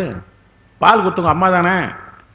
ஆக உமையம்மை பால் கொடுத்தால கூட அந்த அம்மையாரை பால் கொடுக்கும் மாதிரி உள்ளிருந்து இயக்கி செய்தது யாருன்னா இந்த அம்மா தான்றது. அதனால் இவர் அதுக்கு அதனுடைய விளக்கம் கொடுக்குற மாதிரி தான் அங்கே சொல்கிறாரு. பெண்ணாகிய பெருமான் உயிர்களுக்கு அருள் புரிவதற்காக அந்த பக்குவத்தை பரிபக்குவத்தை கொடுப்பதற்காக பெருமான் தானே பெண் நிலையிலே இருந்து செய்வார் என்கின்ற ஒரு குறிப்பை சொல்கிறது தான் பெண்ணாகிய பெருமான் என்பது. உமையம்மையோடு உமையம்மை வேறு தான் வேறு இல்லாமல், உமை வேறு தான் வேறாக இருந்தால் ரெண்டு அர்த்தநாரீஸ்வரர் என்று இருக்கிற ஒரு செய்தி. இது தண்டபாணி சுவாமிகளுடைய குறிப்பு, இது உணர்த்தியது. இதுதான் சரியா போச்சு. பெண்ணாகிய பெருமான் மலை திரு மாமணி திகழ. மலையிலே நிறைய செல்வ கொழுப்புகள் இருந்தது. மணிகள் மணி என்றாலே ரத்தினங்களை குறிக்கிறது. இவளெல்லாம் அங்கே நிறைய இருந்து கொண்டு இருக்கிறார்கள். அதெல்லாம் கிடைக்கக்கூடிய ஒரு தன்மைகள் இருக்கிறது மலையிலே. மலைபெரு பொருட்கள் எல்லாம் அங்கே இருக்கு. பின்னால் ஒரு பதிகத்தில் வரிசையாக சொல்கிறாருன்னா நான் இருக்குன்ட்டு. மண்ணாந்தன அருவி திரள் என்றால் மண்ணிலே பூமியிலே இருந்து கீழே அதிரும்படியாக விழுகின்ற அருவிகள். ஒரு அருவி ரெண்டு அருவி இல்லை, ஞானசம்பந்தருக்கு தெரியுது, அவ்வளோ தொலைவு இருந்து பார்க்குறாரு. அருவி திரள் சார். அந்த மாதிரி அருவிகள்லாம் நிறைய இருக்குமா சார்னாக்கா இருக்கும். வரலாறு பற்றி உங்களுக்கு தெரியும். 1960களிலே வரலாற்றிலே இது ஜியாகிரபின்னு போடுவாங்க. இப்போ ஹிஸ்ட்ரி வேறு ஜியாகிரபி வேறு, புவியியல்னு அப்புறம் கொண்டாந்தாங்க. அதை அந்த ஜியாகிரபியில் கொடுக்குற போது ஜியோகிரபின்னு போடுவாங்க. நான் ஜியாகிரபின்னு சொல்கிறேன். அந்த ஜியாகிரபின்னு ஒன்றுவாங்க. அதில் வருகிற போது வரும் அமெரிக்க நாட்டுக்கும் கனடாவுக்கும், அமெரிக்க நாட்டில் கண்டையில் இருக்கிற அருவி நயகாரா, அந்த நீர்வீழ்ச்சி ரெண்டு நாட்டுக்கும் ஒரே நீர்வீழ்ச்சி. அப்போ எவ்வளோ அகலம் இருக்கணும் பாருங்கள். அப்போ வரலாறு எங்கள் ஆசிரியர் அர்த்தம் தான். ஒரே நீர்வீழ்ச்சி ரெண்டு நாட்டுக்கும் உடையதாக இருக்கிறது என்றால் எவ்வளோ அதிகமாக நீர்வீழ்ச்சி இருக்கும். இந்த கலியுகத்தை இப்போ பார்க்குறோம் நாம். அப்போ ஞானசம்பந்தர் பார்க்குற போது 7 நூற்றாண்டுகளுக்கு முன்னே எப்படி பார்த்துக்கலாம் அந்த வகையிலே அங்கே. அதனால் சொல்கிறேன், மண்ணார்ந்தன அருவி நிறைய மண்ணிலே இருந்து நீரை தருவதற்காக அங்கே இருந்து மேகங்களிலிருந்து வருகிறீர்கள். மழலை முழவு அதிர்ந்து, மழலை முழவு சொல்கிறார் பாருங்க. நம்ம வழக்கமாக பேசுகிற செய்தி தாங்க குழந்தைங்க பேசுகிற பேச்சு. குழந்தைய பேசுகிற பேச்சுக்கு யாருக்காவது புரியுமா? குழந்தைய பேசுகிறப்ப யாருக்கும் புரியாது. அதுதான் சொல்கிறாரு, மழலை முழவு என்பதற்கு சொல் தூய்மை இல்லாததுக்கு பேர் மழலையாம். அதே போல அந்த அருவியினுடைய சத்தம் ஒலியானது ஒரு சொல் தூய்மை இல்லை. அதை மிருதங்க வித்வானுக்கோ அந்த எந்த வித்வானாலும் அதை கண்டுபிடிச்சி பாட முடியாது. இருந்தாலும் தம்மு விழுந்துட்டு இருக்கோம். அதனால் சொல் தூய்மை இல்லாமல் குழந்தைகள் எவ்வாறு பேசுகிறதோ, மழலை என்பதுக்கு சொல் தூய்மை இல்லாத நிலையை குழந்தைகள் பேசுகின்றது. அம்மாவுக்கு மட்டும்தான் தெரியும். இப்போது இந்த அம்மாவுக்கெல்லாம் இல்லை, அப்போ இருந்த அம்மாவுக்கு, இப்போ வளர்ப்பு தாய்க்கு தான் தெரியும். ஒன்றாகிய நிலையை உணர்த்தியது, உடனாக இருக்கின்றன. அடுத்தது இந்த சொல் தூய்மை இல்லாத முழவொலியம். அது சொல் என்பதற்கு மத்தளத்தினுடைய ஜதி ஒலி. இந்த தூய்மையாக இருக்கிறது எப்படின்னாக்கா மத்தளத்துக்கு ஜதி ஒலியம். மழலை முழவு போன்று அதிர்கிறது. தூய்மை இல்லாத மொழி போல் அந்த அருவிகள் விழுகிறது. நல்ல ஒலி எப்படி இருக்குன்றது குறிப்பிட்டு சொல்லிட்டாரு. அப்படிப்பட்ட அண்ணாமலை, அண்ணாமலையினுடைய நீர் அருவி பற்றி சொல்லிட்டாரு. உமையம்மையோடு இருக்கிறா சொல்லிட்டாரு. இந்த உண்ணாமலை உமையால் சொல்கிறார் இல்லையா, அது நல்லா தெரியும். விளக்கம் சொல்லுவேன்ல, முருகப்பெருமான் கூட உமையம்மையினுடைய முலையிலே பால் வைத்து அருந்தவில்லை. புரியும்னு நினைக்கிறேன். கார்த்திகை பெண்கள் தாளாட்டினாங்கள், அப்படியே உமையம்மை பால் கொடுத்ததாக சில வரலாறுகளை எழுதுகிறாங்க. அதெல்லாம் அறிஞர்களாக ஞானிகளாக ஏற்க முடியாது. இல்லைன்னா அந்த அம்மாவுக்கு இந்த ஞானசம்பந்தரை சொன்ன வாக்கு போய்த்து வரும். ஆக மொத்தத்தில் முருகப்பெருமானை வாய் வைத்து உண்ணாத முலை. இந்த ஞானங்களுக்கு பரம் அபரம் என்கின்ற 2 ஞானங்களுமாக உருவாக கூறுவது உமையம்மையும் சுவாமியும் சொல்கிறது. அபரம் பரம் என்கிற இதுவாக சொல்கிறார், சித்தாந்தம் போகிறாரு. ஆக சிவனும் சக்தியுடன் இருக்கின்ற ஒரு தன்மையை இந்த பாடலே கூறியிருக்கிறார். நம்ம இதுக்கு மேலே இந்த பாட்டு போவோம்னா,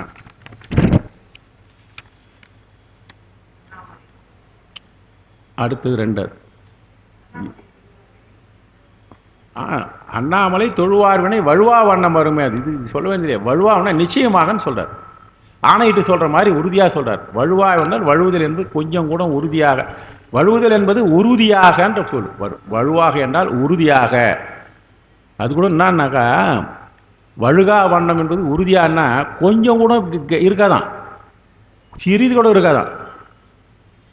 திருவாசகத்தில் ஒன்றொழியா வண்ணமா, அதாவது ஒன்றொழியா வண்ணமெல்லாம், ஒன்று கூட விடாத பெருமான் வந்து திருவருள் புரிவாராம். அதான் ஒன்றொழியா வண்ணமெல்லாம் திருவாசகத்தில் இருக்கிறார். அதான் உறுதியாக என்பது தான் அது. அடுத்தது தேமாங்கனி கடுவன் கொல விடு கொம்போடு தீண்டி. இது ஒரு சின்ன ஒரு வித்தை காமிக்கிறார் பாருங்க.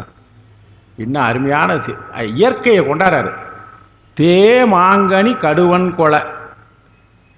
இந்த தேமா என்பது நல்லா தெரியும். தே என்றால் இனிமைன்னு அர்த்தம், மாங்கனி என்றால் இனிமையோட மாங்கனின்னு அர்த்தம். ஆனால் நம்ம இலக்கியத்திலே தேமா என்பது மாங்கனியோட ஒரு வகை. எங்கே பார்த்துருக்குறோம்? இலக்கியம் படித்த போது, இலக்கணம் படிக்கிற போது பார்த்தோம். தேமா, புளிமா, கருவிலங்காய், கூவிலங்காய், தேமாங்காய், புளிமாங்காய், அப்புறம் நறு நிழல் பூ, அதில் கொடுத்து அந்த அந்த அணிகள் இலக்கணத்தில் கொடுத்துருக்கிற போது பார்த்தா அதில் இருக்கிற சில செய்திகள் அப்போ வழக்கத்திலேயே இருந்த சில மலர்களை பற்றியெல்லாம் சொல்லியிருக்காரு. ரொம்ப அருமையாக இருக்கும். அது அப்படியே இலக்கிய நயத்தோடு படிக்கலாம் நம்ம. அதுதான் அந்த தேமா என்பது ஒரு மாங்கனியிலேயே ஒரு சிறந்த வகை என்பதும் கொள்ள முடியும். தேமாங்கனி என்றால் இனிமையுடையதாக இருக்கின்ற கனி. இது அப்படியே பார்த்த மாதிரி எழுதுறா பாருங்க. கடுவன் கொலை. மரத்து கிளையில் நடக்குது இந்த வேலை. மரத்து கிளையில் ஒரு நல்ல ஆண் குரங்கு. இந்த கடுவன் என்றால் ஆண் குரங்கு, மந்தி என்றால் பெண் குரங்கு. மந்தியும் கடுவனும் மரங்கள் நோக்கின. இது அங்கே போனோம், அது தனியாக போடும் ஒரு பாட்டு, 1/2 மணி நேரம் ஆகிட்டது. தேமாங்கனி கடுவன் கொலை. இந்த கடுவன் என்கின்ற ஆண் குரங்கானது அங்கே இருக்கின்ற ஒரு கலையில் போய் இது குரங்கு உட்காரக்கூடிய கலையில் நல்லா மேலே உச்சியில் போயிருக்கு. ஏன்னா இது பின்னால் செய்தி வந்து இது கீழே இல்லை. நேற்று பார்க்குற போது வாழை அப்படியே அண்ணாந்து பார்த்துருந்தான். வாழை மரம் உயரம் அவ்வளோதான், கீழே இருந்து கடுவு பார்த்துன்னு ஒரு நேற்று சொல்கிறாருங்க. ஆனால் இங்கே இந்த கடுவன் என்கின்ற இந்த ஆண் குரங்கு மலை மேலே ஏறிங்குது. உயரமான மரத்தில் மலை, அதில் இருக்கிற மாமரம், சுவையான மரம் ஏறித்து பழம் எங்கே இருக்குன்னு பார்த்துக்கினே இருக்குது. இது எவ்வளோ உயரமோ பழம் அங்குக்குது ஏறிக்கினே போயிடுது. அங்கேருந்து நேராக பார்க்குது, பழம் கொஞ்சம் தள்ளிக்குது. இது அதுக்கு மேலே இறங்கக்கூடாது. ரொம்ப உஷாருங்க, நம்மளை மாதிரி ஏமாற மாட்டாங்க. அடிமரத்தில் உட்காந்து, நுனி மரத்தில் உட்காந்து அடிமரத்தை வெட்டுற புத்திசாலிகளாக இருக்கிறாங்க. ஆனால் இந்த குரங்கு ரொம்ப உஷார். இது என்ன பண்ணிச்சு, நேராக அந்த மரக்கிளையில் போய் பிடிச்சிக்கிட்டு மேலே அந்த பழம் வேணும், அந்த பழத்தை எடுக்கணும். அதனால் களையை அப்படியே இழுத்துது. இது கெட்டியாக பிடிச்சிக்கின்னு உயரமாக யார் வரையும் எழுது. ஏன்னா அந்த களைக்கு உள்ளே தான் பழம் இருக்கும். மாம்பழம் வந்து பலாப்பழம் மாதிரி இதில் அந்த அடி மரத்தெல்லாம் இருக்காது. அதனால் என்ன போச்சான், தேமாங்கனி கடுவன் கொலை எடுப்பதற்காக எடுத்துக்கிச்சு. வெட்டுட்ட பிறகு அங்கேருந்து அந்த எடுத்துனா எவ்வளோ வளர்ச்சி எடுத்துருக்கோம் பாருங்க. எடுத்துக்கொண்டு அந்த கனியை பறிச்சிச்சு, இதுக்கு தேவையானது கட்சிச்சு. இனிமேல் நமக்கு என்னான்னு சொல்லிட்டு அப்படியே விட்டுதான். அதை நீ எவ்வளவு அளவுக்கு களையை வளைத்து எடுத்து போடு, இதுக்கு மேலே கற்பனை. இது விடு கொம்போடு வளைச்சி பழத்தை பறிச்சிக்கின்னு பா இவ்வளோ பாடு என்ன படுத்திட்டேன்னு சொல்லிட்டு விட்டு கொம்ப. அந்த கொம்பு நாய் போச்சும் அப்படியே மேலே போய் இருக்குதானா, மலையே உயரம், அந்த மலை மேலே மரம் இருக்குது, இது உச்சிகலையில் ஏறி போய்க்குது. எப்பொழுதுமே மலை மேலே வந்து மேகங்கள் ஒட்டுற மாதிரி தெரியும். அந்த மேகங்கள் இருக்குது, கருமை சூழ்ந்த மேகம் இருக்கிறது. அந்த மேகத்தில் போய் தட்டுச்சான். இப்போ புரியுதா பாருங்க. தேமாங்கனி கடுவன் கொலை, கடுவன் கொண்டு அந்த கடுவன் என்கின்ற ஆண் குரங்கானது கனியை எடுத்துக்கொண்டு விடு கொம்பு விட்டுதான். அந்த விட்ட கொம்போடு அந்த கொம்பு போய் எதை தீண்டுதான், தூமாமழை. தூமாவை என்ற மழையை தூவுகின்ற பக்குவத்திலே இருக்கின்ற மேகங்களின் மீது பட்டு அங்கிருந்து மழை விழுதான். சிறிய துளியாக விழுகிறதான், நுண்ணிய துளியாக விழுகிறதான், அங்கே இருக்கின்ற மலைகளின் மீது இருக்கிற கற்களின் மீது விழுகிறது. இந்த கற்பனை எங்கேருந்து பார்த்தா தெரியும், லாங் ஷாட்டில் பார்க்குறாரு. இப்போ கிட்ட வந்தால் பார்க்க முடியாது. இதெல்லாம் யோசனை பண்ணி பாருங்க. கிட்ட வந்துட்டு பார்க்க முடியுமா? மலை கிட்ட வந்தால் இதெல்லாம் பார்க்க முடியாது. மலை மேலேயே நம்ம மேலே போனால் அதெல்லாம் பார்க்க முடியாது. அவர் அங்கேருந்து தெரியுது, தொலைவுலேருந்து பார்க்குற. கடுவன் சிதற ஆமாம் பிணை அணையும் பொழில். இந்த மா என்பது மிருகத்தை குறிக்கிறது. ஆமா என்றால் காட்டுப்பசுக்கு பேர். ஆமா என்பது காட்டுப்பசு. அதில் அந்த காட்டு பசுக்கள் கூட ஆமான் பிணை என்றால் தன்னுடைய துணையோடு ரெண்டும் சேர்ந்து வருதான். ஆமான் பிணை இரண்டு ஆமான் பிணை அணையும் பொழில் கூடி இருக்கின்ற பொழிலை உடையதாக சோலைகள் உடையது. இப்போ ஆமான் பிணை என்றால் காட்டு பசுவும் தன்னுடைய பிணை என்று சொல்லுகின்ற பெண் பாகத்தோடு சேர்ந்து நன்றாக சேர்ந்து அணங்கி இருக்குதுன்னா அங்கே நிறைய சேர்ந்து இருக்குதான். அப்படிப்பட்ட சோலைகள் உடையது. இங்கே சோலை வளத்தை சொல்கிறாரு. சோலை வளத்துக்கு என்ன சொன்னார்? மரம் சொன்னார். அதுக்கு தண்ணி எப்படின்னு வருதுன்னா அந்த உயரத்துக்கு சொன்னார். மேகங்கள் ஆளாவே இருக்குதுன்னு சொன்னார். அங்கே ஆமான் பிணை காட்டுப்பசு என்ன அழகிய மாவிலையின் வடிவம் தோற்றம் புகழ. இதில் என்ன சொன்ன? ஆமாம் பிணை அணையும் பொழி அண்ணாமலையார் பூமாங்கடல் புனை சேவடி. அவருடைய திருவடியிலே சதா சர்வ காலமும் பூக்கள் அலர்ந்திருக்கும். அடுத்தது இன்னொன்று சொல்லலாம், அவருடைய திருவடியே பூவை போன்று இருக்கின்ற மென்மையான மலர் போன்ற திருவடியை பூமாங்கடல் புனை சேவடி நினைவார். பெருமானுக்கு அடுத்தவர்கள் சொல்லி வாழ்த்துகின்றதும். இப்போ சில பேர் எங்கேருந்து வாழ்த்தினாலும் அது பெருமானுடைய திருவடி போய் சேர்ந்துடும். அன்போடு யார் வாழ்த்தினாலும் அங்கே போய் சேரும். மகாபாரதத்திலே உதாரணத்துக்கு இருக்கிறது. அர்ஜுனன் போய் பெருமான கைலாயத்தில் போய் தரிசனம் பண்ணுறானா, அங்கே போனாக்கா ஏராளமான மலர் பெருமானுடைய திருவடியில் இருக்குதான். என்ன பெருமானே இவ்வளோ இருக்குது, இங்கே யார் சாமி இந்த பூவை போட்டுருக்காருன்னா, அடப்பாவி நம்ம இவ்வளோ பாடுபட்டு உன்னை இட்டாந்துக்கிறேங்க, நீ பார்க்குற உங்கள் தம்பியை உங்கள் அண்ணன் பீமன் இருக்கான் பத்தியா, அவன் சதாசர்வாலும் பெருமானை மனசில் நினச்சி மனசாலேயே புஷ்பத்தை எடுத்து போட்டுக்கிறான்டாங்க. மனசில் நினைக்கிறான், புஷ்பத்தை காட்டில் இருந்து செய்கிறான்டா, அந்த பூ தாண்டா அங்கே இருக்குதுன்னாரான். அலறிட்டான் அவன். பக்தி இப்படிலாம் இருக்குன்னு அது பாரதத்தில் நீளமாக போவோம். ஆமாம் பிணை அணையும் பொழில் அண்ணாமலை அண்ணல் பூமாங்கடல் புனை சேவடி என்றால் பூக்களை புனைகின்ற சேவடி. பூக்களை போன்று பூக்களுடைய மென்மையை புனைந்திருக்கின்ற சேவடி. சாதாரணமாக இயல்பாகவே மென்மை உடையது சேவடி. ராவணன் அந்த நுகிர்னாலே ஆட்ச சேவடி அந்த இடத்துல மென்மையாக இருக்குது. அங்கே ராவணனை பண்ணுற கூத்துக்கு. அதனால் சேவடி நினைவார். அந்த பெருமானை யார் மனதால் நினைக்கிறார்களோ, இப்போ பெருமானை நினைக்கிற போது எதெல்லாம் நினைக்கணும், நம்ம இதெல்லாம் நினைக்கணும். ஆக இந்த அட்லீஸ்ட் இந்த பதிகத்தையாவது ஒரு முறை படிக்கணும். அப்புறம் பொருள் புரிந்து படிக்கிறதுக்குன்னா நமக்கு இதெல்லாம் பெருமான் அவர் ஏதோ வாய்ப்பு கொடுத்துருக்காரு, நம்ம பொருள் புரிஞ்சு படிச்சுட்டு இருக்கிறோம். இல்லைனா இவ்வளோ அளவுக்கு நம்ம இதெல்லாம் பொருளை ஆய்ந்து பார்க்க போகிறது இல்லை. எனக்கு நீங்கள்லாம் பார்த்துருக்கலாம், அவங்க வாய்ப்பு இருக்கிறது. இன்னும் கொஞ்சம் இப்போ புதுசாக நிறைய இதில் வந்துட்டுருக்குது. அதாவது வாட்ஸ்அப்பு போன்ற வசதிலாம் இருக்கிறதுனால எப்போனாலும் பார்க்கலாம். ஆனால் எவ்வளோ வேகமாக பார்க்குறோமோ அவ்வளோ வேகமாக மறந்துடும். கஷ்டப்பட்டு வர்றது தான் சுலபமாக வரும். சரி, ஆக இதில் ஒன்றும் இல்லை. தீண்டி என்பது பாருங்கள், தீண்டுதலால் துருவல் செறிவாக இருத்தல்னு பேர். சோலைகள் செறிந்து இருக்கிறது என்பதனால இங்கே சொல்கிறா பாருங்க, சிறு நுண்துளி சிதற ஆமாம் பிணை அணையும் பொழில் என்றால் பொழில்கள் நீளமாக இருக்கின்றது, நன்ற அடர்த்தியாக இருக்கிறது என்று சொல்லுது. ஆமா என்பது காட்டுப்பசு. இந்த ஆமா என்பது காட்டுப்பசு என்பதை 2 உரைக்காரன் சொல்லியிருக்கிறாங்க. நான் இதில் 2 உரையை கிளைப் பண்ணி நிற்கிறேன். ஒன்று இவருடைய உரை, தண்டபாணி தேசியர் உரை, அது 4ஆம் முதல் திருமுறைக்கு. அடுத்தது பெரிய புராணத்திலேயே உரையாசிரியர். அங்கே கொஞ்சம் இந்த பதியத்தை அவங்க போட்டுக்கிறாங்க. ஒரு பாட்டு 2 பாட்டு தான் போடுவாங்க. ஆனால் எல்லா பாட்டுக்கும் ஒரு சில குறிப்பு கொடுப்பாங்க. மொத்த பாட்டுக்கும் சேர்ந்து குறிப்பு கொடுப்பாங்க. அதில் தான் எடுத்துக்கிறது. அடுத்தது 3ஆவது, பீலிம் மயிர்பெடையோடுரை பொழில் சூழ்கழை முத்தம் சூலம் மணிதரை மேல் நிறை சொரியும் விரிசாரல் ஆலிம் மழை தவழும் பொழில் அண்ணாமலை அண்ணல் காலன் வலி தொலை சேவடி தொழுவாரண புகழே. இந்த பீலிமயில், ஆலம்மழை, சூலம்மணி 3 சொற்கள் வருது பாருங்க. பீலிமயில், சூலம்மணி, ஆலிமழை இதெல்லாம் விரித்தல் விகாரம்.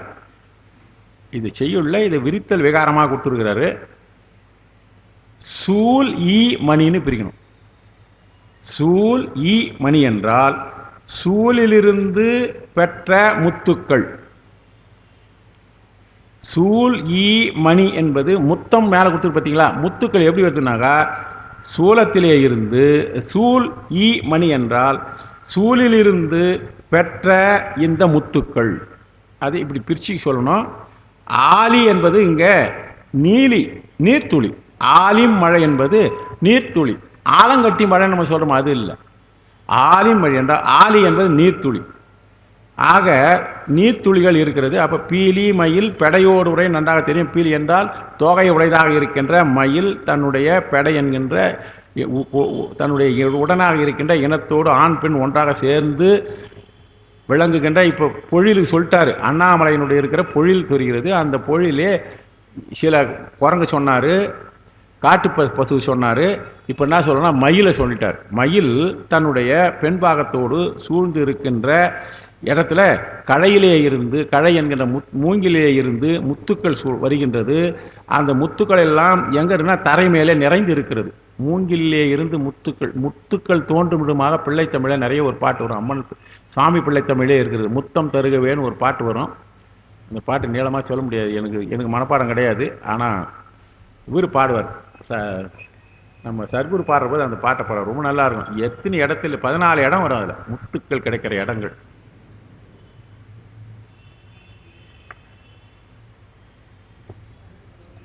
அதிலே முத்துக்கள் கிடைக்கிற இடம் மூங்கில்.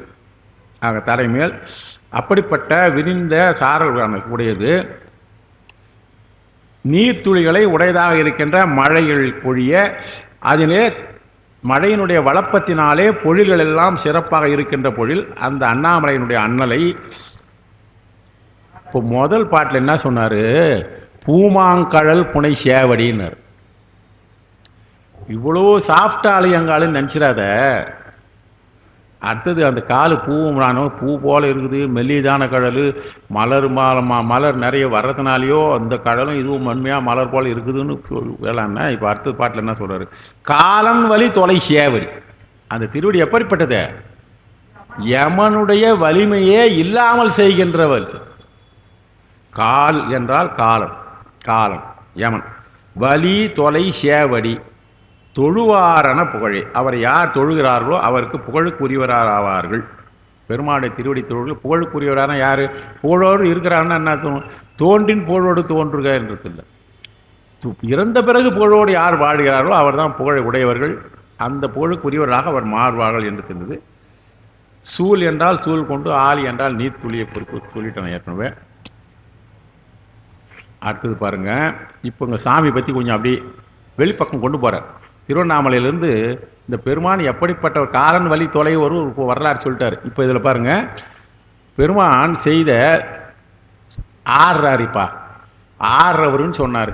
எங்கே ஆடுறாருன்னா சுடுகாட்டில் ஆடுறாருன்னு சொன்னார். அந்த சுடுகாடு எப்படி இருக்குன்னு தெரியுமான்னு ஞானசம்பந்தர் சொல்கிறார். சுடுகாடு எப்படி இருக்குன்னு சொல்கிறார். இப்போ நம்ம இப்போ இந்த பக்கத்துக்கு வரும்போது திருவண்ணாமலை வந்துட்டு அப்புறம் காஞ்சிபுரம் வர போகிறார். அங்கே போகிறார். 13 வயசு இருக்கும். இப்போ இது பேசும்போது 13-14 வயசு இருக்கும். ஏன்னா அவர் மயிலாப்பூர் போகிறபோது 16. இப்போ அங்கே இதெல்லாம் முடிச்சிட்டார். இப்போ வரலாறு நீங்கள் நிலமாக படிச்சுட்டு வந்தாங்க. எங்கேருந்து ஞானசம்பந்தர் மதுரை வேலையெல்லாம் முடிஞ்சு போச்சு. 10 வயசில் மதுரையில் இருந்ததாக வரலாறு.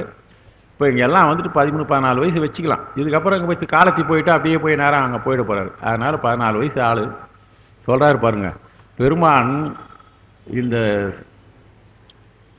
சேவடி இருக்கிறதே, இந்த சேவடி பற்றி சொல்லின்னு வந்தவர், அவர் ஆடுற சேவடி எங்கே ஆடுறா தெரியுமா? ஒரு இடத்துல ஆடிங்கிறாருப்பா. அந்த இடத்துல 2 ஐட்டம் சொல்கிறாரு. அங்கே அதாவது பேய் இருக்குது. அந்த பேய் ஒரு ஆட்டம் ஆடிக்குதாங்க. அடுத்தது இன்னொன்று ஆடுதான்.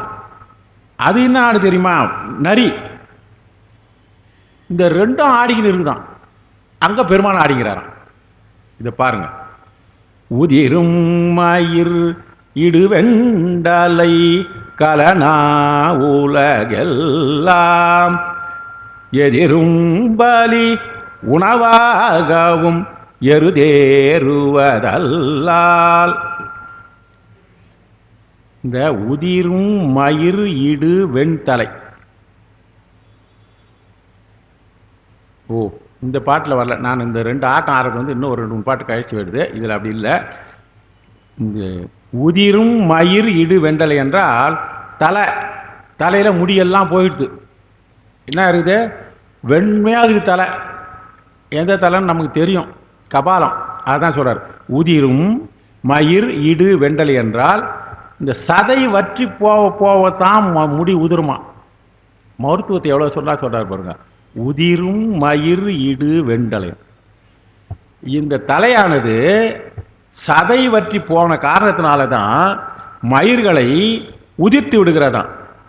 அப்படிப்பட்ட கையிலே இருக்கின்ற கபாலத்தை வைத்து கொண்டு காட்டில் இடப்பட்டதான். அது எங்கே போடுறோமா அந்த கலனை, அந்த வெண் தலையை எங்கே விடுறாங்க? அது எங்கே கிடைக்கும் நமக்கு? அந்த வற்றி போன தலை எப்போ கிடைக்கும்? உயிரோடு இருக்கும்போது கிடையாது, செத்த ஒன்று கூட கிடைக்காது. அங்கே போட்டுருவாங்க. எங்கே? இடுகாட்டை விட்டுறாங்க. அங்கே தான் சொல்கிறார். உதிரும் மயிர் இடு வெண்தலை கலனாய். காட்டிலே இடுகிறார்களாம். அந்த காட்டிலே இடுகின்ற பிணங்களுடைய தலைகளெல்லாம் மயிரெல்லாம் உதிர்ந்து போயிட்டு அது வெண்மையான தலையாக இருக்குதான். அப்படிப்பட்ட இடத்தில் அந்த தலையை வைத்து கொண்டு உலகெல்லாம், இது பிரம்ம கபாலம் என்பதை சொல்லினே வருவாங்க. சாதாரணமாக வர்த்தமான உரையில் என்ன பண்ணால் பிரம்ம கபாலத்தை கொண்டு வைத்து கொண்டு இருக்கிறான்னு சொல்லிட்டாரு. இதுக்கு பேர் உதிரும் மயிர் இடு வெண்தலை என்றால் காட்டிலே இடுகாட்டிலே இடப்பட்டதாக இருக்கின்ற முடிகளை எல்லாம் எழுந்ததாக இருக்கின்ற வெண்மைத்தனம் உடையதாக இருக்கின்ற அந்த தலையினுடைய கலனாக உலகெல்லாம் எதிரும்படி உணவாகவும். சாமி சாப்பிட்றது உணவு சொல்கிறாரு பாருங்க. இது எப்படி தான் சொல்கிறாரு தெரியல. அந்த கபாலத்தை எடுத்துனார சாமி. உலகெல்லாம் எதிரும் பலி. எதிரும் என்றால் இவர் எதிர்கொண்டு, உலகெல்லாம் எதிரும் பலினா இவர் போய் கேட்கறது இல்லையா. ஞானிகள் பிச்சை பாத்திரத்தை எடுத்துக்கொண்டு வீதி வழியே செல்வார்கள். உஞ்ச விருத்தின்னு பேர். உஞ்ச விருத்தின்னு ஒரு இருக்கு. அவர்கள் ஒரு வேளை உணவு உண்பார்கள். எப்பாவது ஒரு நாளைக்கு தான் சாப்பிடணும்னு தோணுமா. அவங்க கையில் ஒரு கபாலமாக ஓட்டை எடுத்துன்னு போவாங்க. போகும்போது அவர்கள் கையில் எது இருக்கிறதோ இவர் போய் கேட்க மாட்டாராம். அப்படி போவார், நிற்பார். அவங்க கொண்டு வந்து எதை கொடுக்குறாங்களோ கொடுப்பாங்க. ஒரு புண்ணியதி வந்து சரி நம்மக்கிட்ட சாதம் இல்லை, அரிசி கொடுத்துடலான்னு கொடுக்குறாங்க. ஒரே கபாலம் தான் கையில் வச்சுருப்பார். அரிசி கொடுப்பாங்க. அந்த அரிசியை வாங்கி என்ன பண்ணுவோன்னா சமைச்சிடுவார். எடுத்து போயின்னா இன்னொருத்தர் வருவாங்க. அடுத்தவங்க எத்தாங்கன்னா அந்த பாத்திரத்தை பார்ப்பாங்க. அரிசி தான் இருக்குது, நம்ம சாதத்தை எடுத்து அதில் போடலாமா? போடக்கூடாது. புத்திசாலிங்க பெண்ணுங்க நம்மளும் அரிசியை தான் போடுவோம். அப்போ அரிசியே கிடைக்குது. அதை எடுத்து போய் சமைச்சு சாப்பிடுவாங்க. அது மாதிரி உஞ்ச விருத்தி என்பது ஒன்று இருக்குது. நம்ம அங்கே போல அப்படிப்பட்டவர்கள் எவர் எதை கொண்டு வந்து இடுகிறார்களோ அதை உணவாக கொள்ளுகின்ற பெருமான். அதை தான் சொல்றாரு. எதிரும் பலி உணவாகவும். எவர் ஒருவர் வந்து இடப்பெறும் பிச்சையை ஏற்பவர். இதுதான் வந்து உஞ்ச விருத்தினுடைய வரலாறு. ஆனால் நம்முடைய பெருமான் எங்கே போனார்? தார்காவனத்து இருளிடத்தில் போய் பலி எடுத்து போனாரே, அவர் போய் தெருவில் அப்படியே போகல. அவர் பாட்டுக்கு போய் என்னென்ன போடுறீங்களோ போடுங்கன்னு எல்லாத்தையும் கேட்டு கேட்டு கேட்டு வாங்கினார். ஆகையினால தானே வந்து இடுதல் என்பது ஒரு மரபு. இது அந்த மாதிரி பற்றினா எதிரும் பலி உணவாகும். அப்படிப்பட்ட பலியை உணவாக உண்ணுகின்ற பெருமான் சிவபெருமான். அடுத்தது எருது ஏறுவது. பெருமானுக்கு ஏற்றம் எருது. வேற வாகனமே அவர் கிடையாது. எருது ஏறுவதால் அடுத்தது முதிரும் சடை இன வெண்புரை முடிமேல் கொள. முதிரும் சடை. அவருடைய சடை எப்படிப்பட்டது? முதிர்ந்த சடையாக இருக்கிறது. அந்த முதிரும் சடை என்னன்னா, இந்த பெருமான் மகளிர்கள்லாம் தானே வந்து என்ன முதிரும் சடை இளவெண்புரை. இந்த சடை சொல்றார். பெருமானுடைய சடை முதிரு. அங்கே என்ன பண்ணார்? பக்கத்தில் என்னடா முதிர்ச்சி பற்றி சொல்லிட்டோம்னு சொல்லிட்டு பக்கத்தில் ஞானசம்பந்தனுடைய அழகு பாருங்க, தமிழ் அழகு. இளவெண்பிறை. முதிரும் சடை இளவெண்பிறை. முதிருக்கும் இளத்துக்கு என்ன இருக்குது? முரண். அதனால இலக்கணத்தில் இது முரண் தொடைன்னு பேர். முதிரும் சடை இளவெண்பிறை முடிமேல். தன்னுடைய முடியிலே கொண்டிருக்கிறார். இங்கே சடை முடியை சொல்லிட்டாரு, பிறையை சொல்லிட்டாரு. அதிரும் கடல். கால் என்ன இருக்குன்னு தலையை சொன்னார். வரிசா சொல்லின்னு வரல. சில நேரத்துலேயே நாவுக்கரை சொல்லின்னு வருவார், தலையிலேருந்து அப்படியே ஆரம்பித்து கீழே வருவார். கேசாதி பாதமாக மேலே தலை சொல்லிட்டு கீழே வந்து அதிரும் கடல், அடிமேல் அதிரும் கடல். அடிமேல் அதிரும் கடல்னா தன்னுடைய திருவடி பாதத்திற்கு மேலே காலில் என்ன போட்டிருக்காரு, கடல் அடிந்து கொண்டு இருக்கிறார்.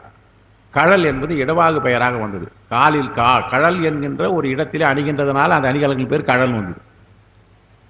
அது இருக்கிற இடத்தை வச்சு அந்த கடல் என்று பேர் வந்தது, இடவாக பெயர். அது அதிரும் கடல் அடிகட்கு இடம் அண்ணாமலை. அப்படிப்பட்ட பெருமான் இந்த ஊரில் இருக்கிற திருவண்ணாமலை இருக்கிற பெருமான் மலை வடிவாக காமிச்சாரு. எல்லாம் வரலாறு இருந்தாலும் இது எப்படிப்பட்டவர் என்றால், அவர் பிச்சை ஏற்று உண்பதையும் உடையாக இருப்பவர். சடை வந்து எப்படி இருக்குதுன்னு சொல்லிட்டே வந்து சுடுகாட்டிலே இருந்து பிச்சை, அதான் சுடுகாட்டிலே இருந்து கபாலத்தோடு பிச்சை ஏற்பட்டு 4 செய்தி சொல்லிட்டாரு.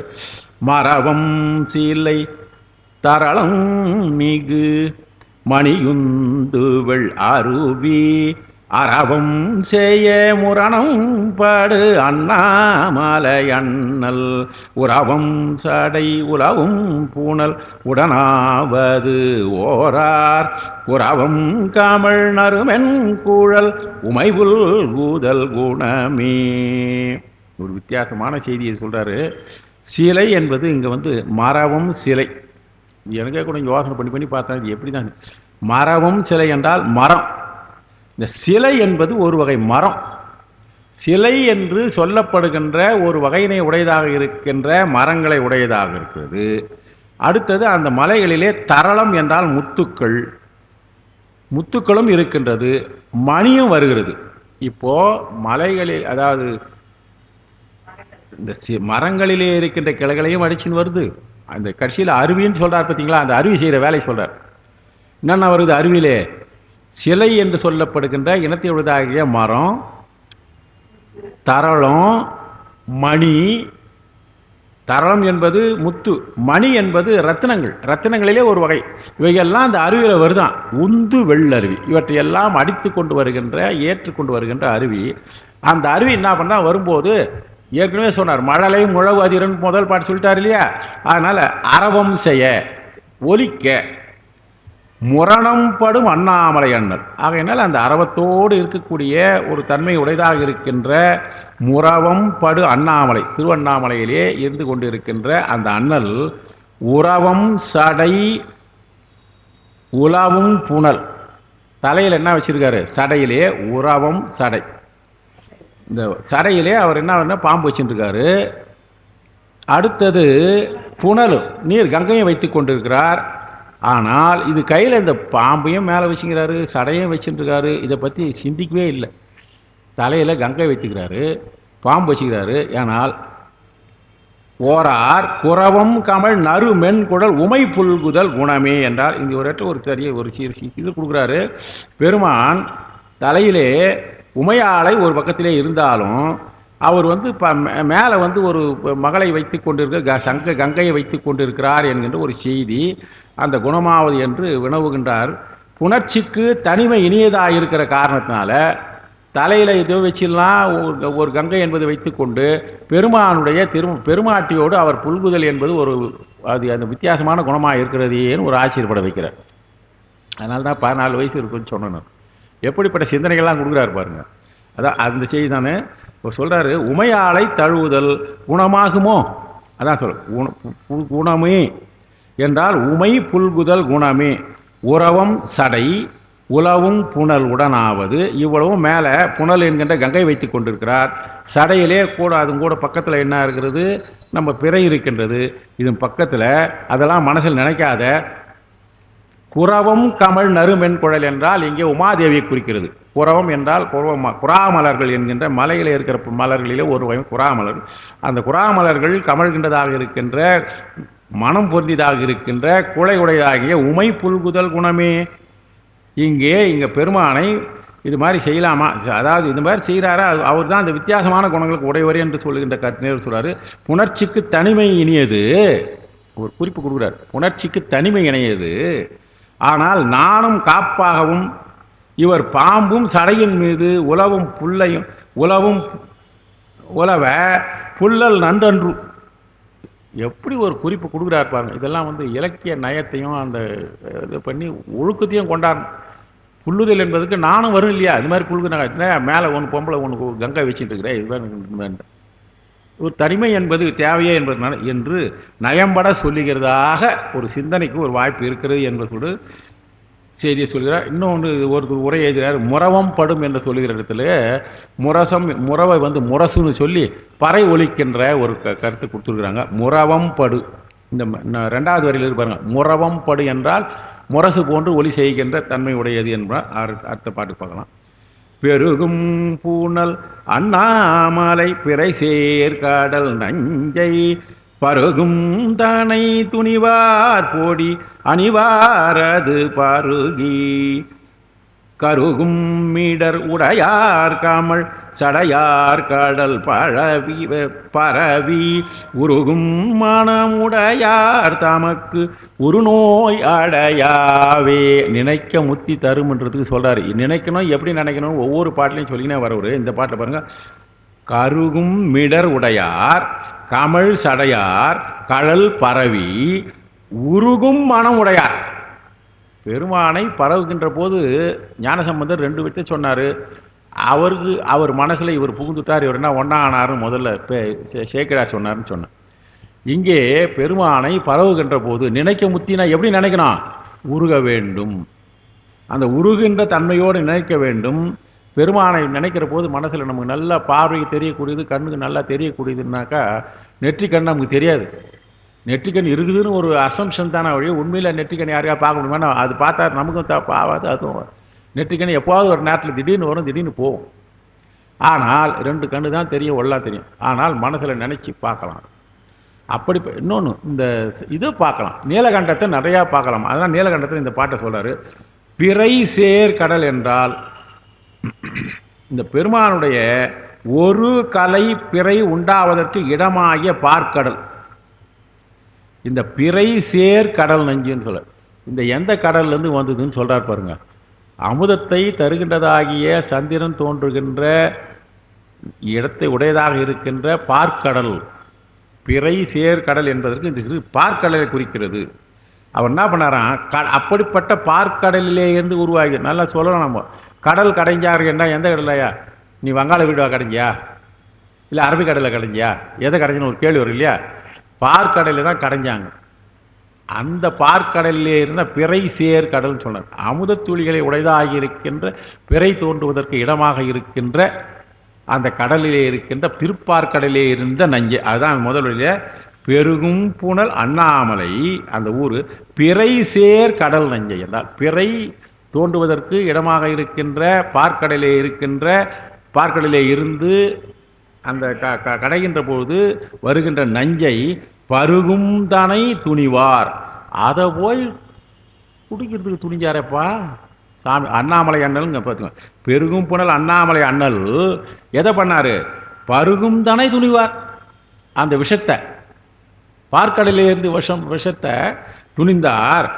அப்படிப்பட்ட பெருமானுடைய பொடி என்றால் அவருடைய பெயரை சொல்லி அவர் திருமேனிக்கு உரியதாக இருக்கின்ற, அவர் உடல் முழுவதும் பூசிக்கொண்டிருந்ததாக இருக்கின்ற அந்த பொடி என்பதை பொடி அணிவார் அணியணும். அது பருகி கருகும் மிடலுடைய. அவர் என்ன பண்ணாராம்? துணிஞ்சாரு. துணிஞ்சிட்ட பிறகு என்ன பண்ணாராம்? அது என்ன போச்சு? கடல் பருகு முன்னு அது உள்ளே போச்சா? இல்லை. அதுக்கு நிறைய வரலாறு இருக்குது. அது ஏன் போச்சு நமக்கு அந்த வரலாறு வேணால் தலை வரலாறுலையும் வேறு மாதிரி சொல்லிட்டு வராங்க. அது உள்ளே போகலையாம். அது பருகி கருகும் மிடருடையார். அந்த பெருமாள் என்ன பண்ணார்? பருகினார். ஆனால் அது உள்ளே போல நடுவில் நின்று போச்சு. அப்படிப்பட்ட மிடரு என்றால் இந்த குழி என்ன சொல்லுவாங்க, நம்ம அந்த இடத்துல இருக்கின்ற கழுத்து உடையவர் கருகும் மிடர் உடையார் கமல் சடையார். அப்படி பெருமான் சடையிலே மலர் இருப்பதனாலே வாசனை பொருந்தியதாக இருக்கின்ற சடையை உடையவர். அவருடைய சடையை பரவும். இது என்ன சொல்லிட்டாரு? இந்த பெருமானை பார்க்கிற போது நம்ம நினைவாக வர வேண்டியதுன்னு உலக உயிர்களின் மீது பெருமான் எத்தகைய கருணை வைத்திருக்கிறார் என்பதற்காக தான் இந்த பெருமானுடைய அடையாளம் சொல்லுகிற பொழுது இந்த நீலகண்டத்தை பெரும்பாலும் சொல்லுவாங்க. நம்ம பார்த்தால் தெரிகின்ற அளவுக்கு அந்த நீலகண்டம் எந்த படத்தில் பார்த்தாலும் பெருமாள் பண்ணி இந்த நீலகண்டம் மனசில் நினச்சிக்கணும். ஏன்னா அதை நினச்சினே இருந்தார். திருநீலகண்டம் அவர் அதைத்தான் சொல்லுவார். நீலகண்டம் நீலகண்டம் திருநீலகண்டம்னே சொல்லியிருந்தார் பாருங்க. அந்த நீலகண்டம் ஏன் சொன்னாங்கன்றது நிறைய ஆராய்ச்சியாளர்கள்லாம் நிறைய சொல்லிடுறாங்க. அது ஏன் அவசியன்றது அதுதான் இங்கே நீலகண்டம் என்கின்ற தன்மை உடையவராக இருக்கின்ற பெருமான். அவருடைய பெருமானை எப்படி நினைக்கிறோமா? கடல் பரவி அவருடைய திருவடியை பரவி உருகுகின்ற மனம் உடையதாக இருக்க வேண்டும். நினைக்குது என்பதற்கு எப்படிலாம் நினைக்கணுன்றதுக்காக சொல்லிட்டே வராரு.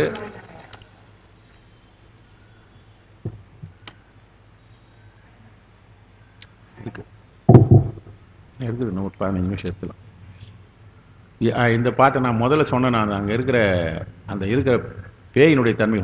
கரிகாலன குடற்கொள்வன கழுதாடிய காட்டில் நரியாடிய நகுவன் தலை உதையுண்டலை உருள எரியாடிய இறைவர்க்கிடம் இளவண்டிசை முரல அரியாடிய கண்ணாளோடு அண்ணாமலையதுவே. அண்ணாமலையில் இருக்கிற பெருமாட்டி அரியாடிய கண்ணாளம். அரி என்பது இந்த பெருமாட்டியினுடைய கண்களில் அது அது வந்து அவர் இலக்கணத்தில் இருக்குது, உண்மைதான். நம்மளாம் பார்த்துருப்போம். பெண்களுடைய கண்ணிலே செவ்வரி படர்ந்த கண்ணுன்னுவாங்க. எங்கே கண்ணிலே கருவிழி இருக்கு இல்லையா, அந்த கருவிழி பண்ணால் வெள்ளை இருக்கு இல்லையா, அந்த வெள்ளையிலே செவ்வரி படர்ந்து இருக்கும். அப்படிப்பட்ட செவ்வரி படர்ந்த கண்களை உடையவளாக இருக்கின்றது. அது பெண்களுடைய இலக்கணத்தை சொல்லி வரும்போது இருக்கணும். பெண்களுக்கு இருக்கிற அங்க இலட்சணங்களிலே கண்களிலே செவ்வரி படர்ந்து இருத்தல் என்பது ஒரு இலட்சணம். அந்த வகை செவ்வரி படர்ந்த அரியாடிய என்றால் செவ்வரி படர்ந்த கண்ணை உடையதாக இருக்கின்ற உமையம்மையோடு அண்ணாமலையில் இருக்கிறாரு. இங்கே என்ன அவர் இருக்கிற இடம், இங்கே அந்த மாதிரி இருக்கிறார். அழகான மனைவி பக்கத்தில் வச்சுக்கின்னு செவ்வரி படர்ந்த கண்களுடைய லட்சணங்களுக்கு உடையதாக இருக்கின்ற பெண்ணோடு இருக்கிறவர் அவர் ஒரு இடத்துல ஆடிங்கிறாரு பார்ப்பா. அந்த இடத்துல எப்படி ஆடுறாருன்னாக்கா, கரிகாலன குடற்கொள்வன ரெண்டு செய்தி சொல்றாரு. கால்கள் கரிந்து போயிருக்குது. இந்த உடம்புலாம் வந்து குடல், அந்த உடலிலே இருக்கின்ற குடல்களை பிடித்து கொண்டு இருக்குது.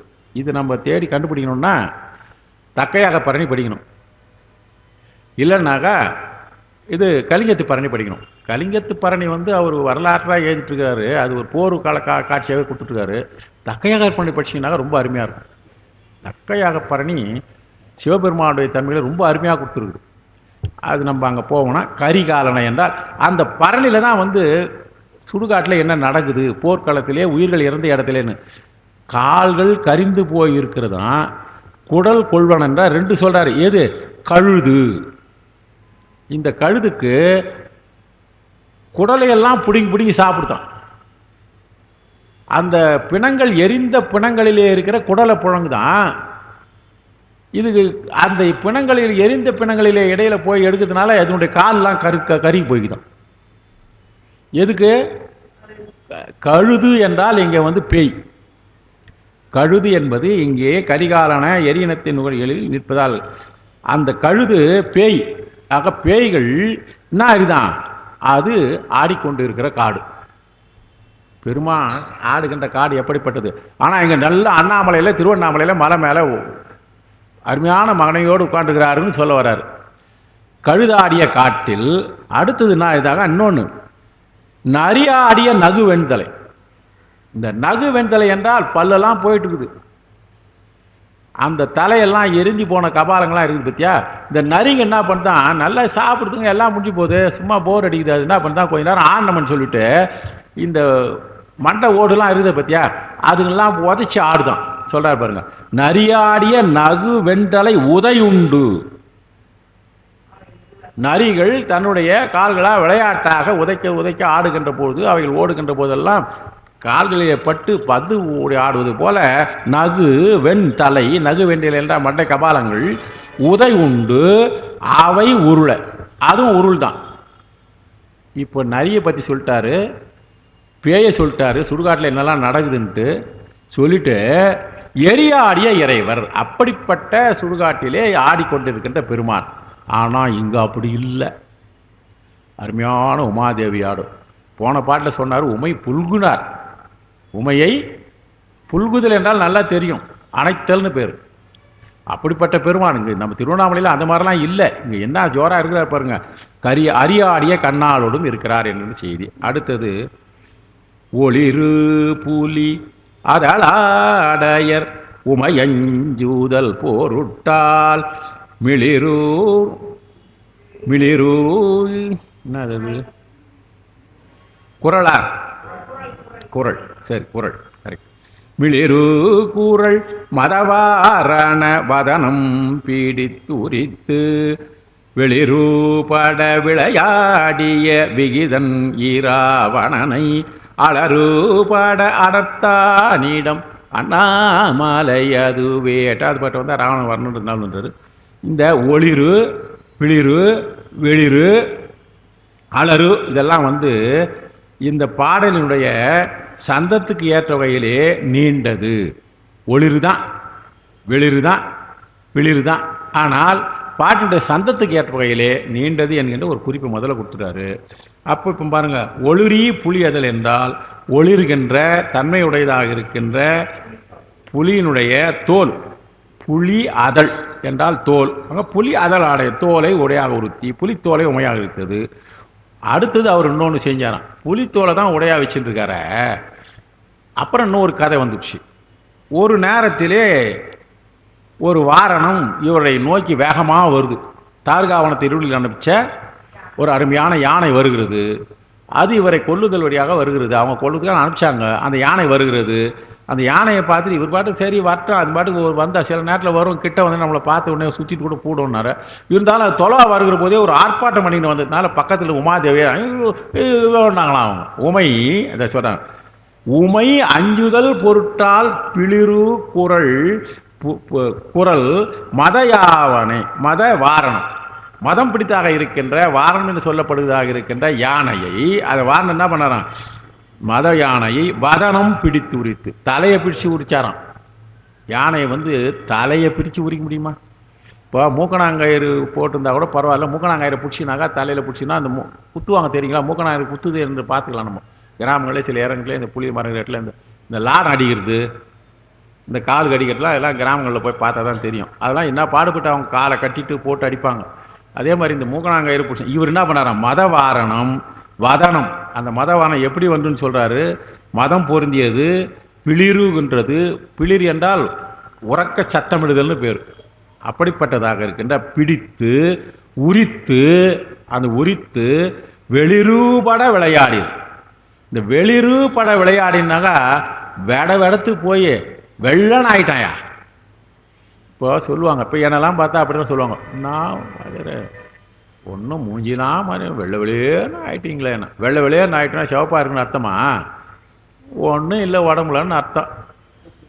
அந்த வெளிரு படை என்ற அர்த்தம் அதான் இங்கே வந்து. வெளிரு படை எதை? மதவாரணம் வெளிரு படை. அதனுடைய தன்மைகள் எல்லாம் கெட்டு ஒழியும்படியாக விளையாடியவர். இது ஒரு விளையாட்டாக செஞ்சாராம். இந்த விளையாட்டை யாருக்காக செஞ்சாராம்? உமை அஞ்சுதல் பொருட்டால் விளையாடிய விகிதன். விகிதன் என்றால் சதுரப்பாடு உடையதன் அர்த்தம். விகிதன் என்றால் சதுரப்பாடு உடையன், அனைத்தையும் தெரிந்தவன் அர்த்தம். எல்லா விதமான செய்திகளும் தெரிந்தக்கூடியவன் விகிதன். அவன் அது மட்டும் இல்லைப்பா, இன்னொன்று இராவணனை அலறுபட அடைத்தானிடம். இராவணனை அலறுபட அடைத்தான். ரெண்டு போன பதிகத்துக்கு முன் பதிகம்னு நினைக்கிறேன். அத்திப்பழத்தை பற்றி வந்தது. அத்திப்பழம் பார்க்குறபோது நல்லா சக்க சவையல்னு இருக்கும். அதுக்கப்புறம் அது கொஞ்சம் ஆகி போச்சுன்னா என்ன அப்படின்னா அது பழுத்து முடிஞ்சுது, அதை பார்க்க சகிக்காது. அத்திப்பழம் நல்லா செங்காயாக இருந்து பார்க்குற போது அந்த கொலையில் இருக்கிற போது நல்லா அழகாக இருக்கும். அதே போல் கொசன்னு ஆகிடும்னு சொல்கிறாங்க இல்லையா, அந்த மாதிரி ஆகிடும். இங்கே பாருங்கள், பெருமான் இராவணனை அலறுபட அடைத்தானான். சதை பிஞ்சு போய் எல்லாம் அங்கே கொலன்னு ஆயிட்டானான். அலறு என்றால் சேராகும்படி. உதிரமும் உடலில் இருக்கின்ற அந்த இதுவும் சேர்ந்து ரத்தமும் சேர்ந்து உதிரம் சதைகள் எல்லாம் சேர்ந்து அலறுபட. அலறுபடை என்றால் மலைக்கு கீழாக அகப்பட்டு நசுங்கி சேராக. அலறு என்றால் சேர். உடல் நசுங்கி சேராகும்படியாக அலறுபட அடர்த்தான். அடர்த்தான் என்றால் அவனுடைய வலிமையை இல்லாமல் செய்தவனாகி இருக்கின்ற பெருமான். அப்படிப்பட்ட அண்ணாமலை. இப்போ நீங்கள் கும்பிடணுன்னு சொன்னனே, இவர் கும்பிட்றதுக்கு என்னெல்லாம் காரணம் இருக்குது, எப்படிப்பட்டவர் இவர், எல்லா மாதிரிலாம் எதனா கும்பிடணும்னு சொல்லிட்டே வராரு. அடுத்தது விழவார்கனி படனூரிய கடல் வண்ணனும் வேதம் கிளதாமரை மலர் மேலூரை கேழல் கேடில் புகழோனும் அளவாவனம் அழலாகிய அண்ணாமலை அண்ணல் தளராமூளை முறுவல் ஊமை தலைவன் ஆடி சரணி. உமையம்மை ரொம்ப அருமையாக சொல்லிடுவார். உண்ணாமலைன்னு ஆரம்பித்தார், இந்த இடத்துல தளராமுலைன்னு ஒன்று கொண்டாரு சொல்கிறார்.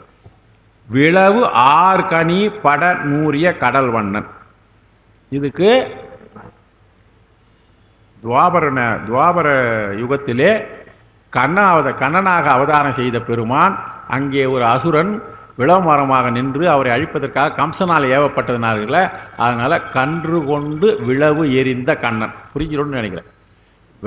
விழா மரத்தை எடுத்து ஒரு கன்று எடுத்து அது மேலே அடித்து விழா மரத்தை ஒன்றும் இல்லாத செஞ்சவர். அப்படிப்பட்ட பெருமான். அந்த யார் செஞ்சது? திருமாலை சொல்வதற்கு அவர் சொல்கிறார். விளவார்கனி படநூறிய கடல் வண்ணன். அந்த யுகத்திலே இந்த மாதிரி செய்த பெருமான். அடுத்தது வேத கிளறு தாமரை மலர் மேலுடை. வேதம் கிளர் என்றால் வேதங்கள் சொன்னவனாக இருக்கின்றதும் வேதங்களால் புழப்படுவனாக இருக்கின்ற மலர் மேலுடையர் என்றால் மலரிலே இருக்கிறவனாகிய மலர்வோன் என்று சொல்லப்படுகின்ற பிரமன். மலர் மேலுடை கேடில் புகழ்ன்னு. ஏன் பிரமனுக்கு கேடில் புகழ்னு கொடுக்குறாரு?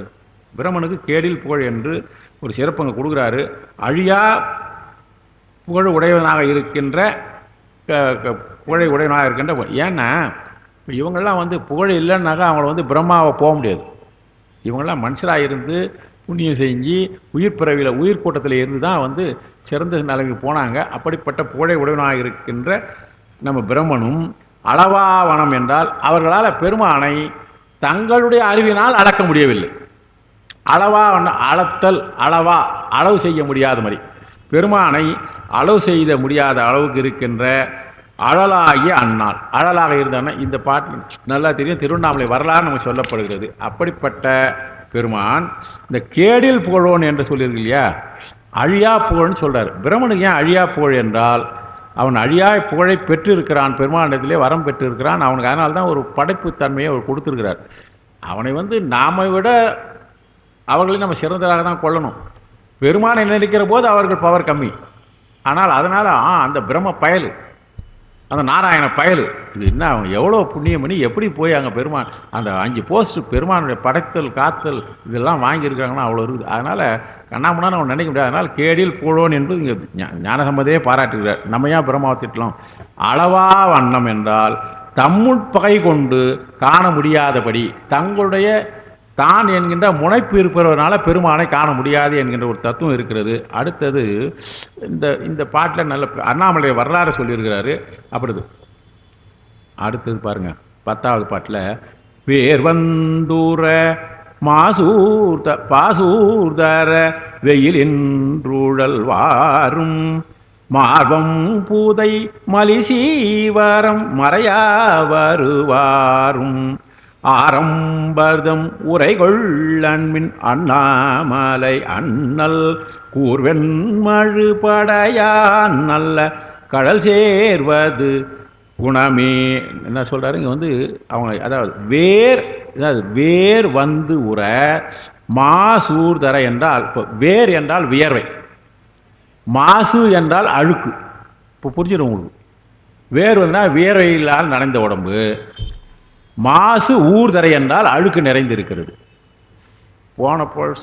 நேத்தான் சொன்னேன்னு நினைக்கிறேன். அழுக்கு தேய்க்காமல் அவர்கள் நீரிலே தோய்வதனால் அவர்கள் உடம்புல அழுக்கு இருக்கிறது. குளிப்பாங்களாம், ஆனால் அழுக்கு தேய்க்க மாட்டாங்களாம். தேய்ச்சா அது என்ன ஆகிடும்ன்றது நான் நேற்றே அந்த செய்தி கண்டுபிட்டோம். தேய்ச்சாக அதில் இருக்கிற கிருமிகள்லாம் போய்டுன்றதுனால அதனால் வேர் வந்துற வியர்வை நனையும்படியாகும். மாசு என்றால் குற்றங்கள். மாசு என்பது இங்கே அழுக்கு. உடலுக்கு இருக்கிற மாசுன்றது அழுக்கு. நம்முடைய உள்ளத்துக்கு மாசுன்னா உள்ளத்துக்கு ஒரு மாசு அங்கே எந்த அழுக்கு போய் படிக்கல, அது நம்முடைய குற்றம் தான் சேரும். மாசு ஊர்தர வெயில் இன்று உழல்வார். வெயிலிலே அலைந்து தீர்த்து கொண்டிருப்பாங்க. எப்போ இதெல்லாம் நடக்கும்? வெயில் அலைகிற போது தான் இதெல்லாம் நடக்கும் என்பது செய்தி சொல்றார். மார்பம் பூதை மலி சீவரம். மார்பிலே சீவரம் என்கின்ற ஒன்று சொன்னால் இந்த சீவரம் என்பதற்கு மர உரி என்கின்ற ஒரு பொருள் இருக்கு. சீவரம் மர உரி. இவர் அதை தான் கொடுத்துருக்கிறாரு தண்டபாணி தேசிகர். சீவரம் என்பது மர உரி. இன்னொரு உரையாசிரியர் வேற ஒன்று கொடுத்துருக்காரு, நான் சொல்ல பின்னால். சீவரம் என்பது மர உரி. மார்பு புலப்படாத வண்ணம் மர உரியால் மறைத்து கொண்டிருப்பது சமண துறவியர். சமணர் எல்லாம் போட்டுக்க மாட்டாங்க. அதை சமணத்திலே ஒரு பெரிய பயிற்சி பெற்று அதில் துறவியராக பட்டம் வாங்கியவர் என்ன பண்ணுவாங்கன்னா, மார்பதிலே மறைக்கின்ற வகையாக மர உரியை போர்த்திருக்கிற ஒரு மரபு இருக்கின்றது. மர உரியால் மறைத்தல் சமண துறவியினுடைய இயல்பு. அடுத்தது இந்த ஆரம்பர்னு ஒன்று வருது பார்த்தீங்களா? ஆரம்பர் என்றால் அவங்களுக்குலாம் விருதுறாங்க, அவங்களும் இப்போ தான் வராங்க. இப்போ என்ன இருக்காங்க, இந்த பிறவியில் அவங்க சமணராக இருக்கிறாங்க இருக்கிறாங்க. அப்புறம் எப்படியும் பெருமான் அவங்கள என்ன பண்ண போறாரு, இன்னும் ஒரு பல பிறவிகளை கொடுத்து அவங்கள கொண்டாடுவாங்க. அதனால தான் ஆரம்பர்னு சொல்றாரு ஞானசம்பந்தர். எவ்வளோ தெளிவாக சொல்றாரு பாருங்க. அவர்கள் மனித பிறவியாக எடுத்துருக்கிறாங்க. மனித பிறவி பெருமானை திருவடி பெறுவதற்கு உண்டான பிறவி தான் அது. ஆனாலும் இந்த பிறவியில இப்போதான் அவங்க ஆரம்ப நிலையில இருக்கிறார்கள். ஆனால் அவங்களுக்கு தெளிவாக பெருமானை பற்றி தெரியாது. அதனால தான் ஆரம்பராக இருக்க தொடக்க நிலையை இருக்கிறாங்க. அவங்களே ஏதோ செய்தியில் சொல்லுவாங்க, அவங்களும் செய்தி சொல்லுவாங்க. ஆரம்ப தான் உரை கொள்ளன் மின். அவங்க இன்னும் புரிஞ்சிக்காதவங்க, அவங்க இப்போ தான் தொடக்க நிலையில் இருக்கிறார்கள், மாண்பு இல்லாதவர்கள். ஆரம்பர், இந்த ஆரம்பர்னு ஒரு சொல்லு எவ்வளோ ஆழம் ஞானசம்பந்தர் எப்படி கர்ணாபுரம் திட்டார பாருங்க. ஆரம்பர் தான் உரை கொள்ளல் மின், அவங்க சொல்லுகிற சொல்லை கேட்காதீர்கள். அண்ணாமலை அண்ணல் கூர் வெம்மழு படையான் நல்ல கடல் சேர்வது குணமே. பெருமானுடைய திருவடியை சேர்வது தான் நமக்கு நல்ல குணம். அதனால் அவங்களுடைய பேச்செல்லாம் கேட்காதுனாரு. கடைசி வெம்புந்திய கதிரோன் ஒளி விலகும் வீரி சாரல் அம்புந்தி மூ எயிலைதவன் அண்ணாமலை அதனை கொம்புந்துவ குயிலாலுவ குளிர்காழியுள் ஞான சம்பந்தன தமிழ் வல்லவர் அடிபேணுதல் தவமே. இந்த பதிகத்திலே கடைசியில் ஒரு வரி தவமே என்கின்ற ஒரு செய்தி. தவம் என்பது ரொம்ப கஷ்டங்க, இப்போ மனதில் நினைக்க முடியாது. ஆனால் கலியுகத்தில் நம்மளாம் தவம் பண்ணுறதுக்கு நம்மளாம் தவம் செஞ்சுக்கிறோம். நாம் தவம் செய்து கொண்டிருக்கிறோம். என்ன மாதவம் செய்தனை நெஞ்சமே இருங்கடல் வையத்து. நம்ம தவம் செய்கிறோன்றது திருமுறையிலே சொல்லியிருக்குது. என்ன தவம் செய்திருக்கிறோம், தவம் செய்திருக்கிறோம். இங்கே தான் சொல்கிறார், நமக்கு ஒரு தவம் செய்கிறது ஒரு வழி சொல்கிறார் பாருங்க. அந்த வெம்பு உந்திய கதிரோன் ஒளி விலகும். வெப்பத்தை மிகுதியாக பொழிகின்றதாக இருக்கின்ற கதிரவன் என்று சொல்லப்படுகின்ற சூரியனுடைய ஒளியானது படாத அளவிலே அங்கே பொழில்கள் இருக்கின்றது. மலையிலே இருக்கின்ற மரங்கள் இருக்கிறது, மர நிழல் இருக்கிறது. அதனால் சூரியனுடைய ஒளியே உள்ள புகாத அளவு இருக்கின்ற விரிந்த சாரல் மலைச்சாரல் இருக்கிற இடம். அம்புந்தி மூ எயில் எய்தவன், நன்றாக தெரியும். 3 எய்தில் என்றால் அந்த மூன்று காலம், அதாவது 3 வண்ணம், 30 திரிபுரம் என்கின்ற 3 புறங்களையே வெளியிலே பறக்கக்கூடிய தன்மையாக இருக்கக்கூடிய 3 புறங்களை எரித்தவனாகிய பெருமான் அம்பு போட்டு செய்தார். இங்கே சொல்கிறார், பொதுவாக சொல்லிட்டாரு, பின்னால் விளக்கமாக சொல்லுவார். அப்படிப்பட்ட அண்ணாமலையை கொம்பு உந்துவ குயில் ஆளுவ. இப்போ இந்த கொம்புந்துவ குயில் ஆளுவ என்கின்றால் இதில் ஒரு சிறப்பான குறிப்பு கொடுக்குறாரு. வெப்பமை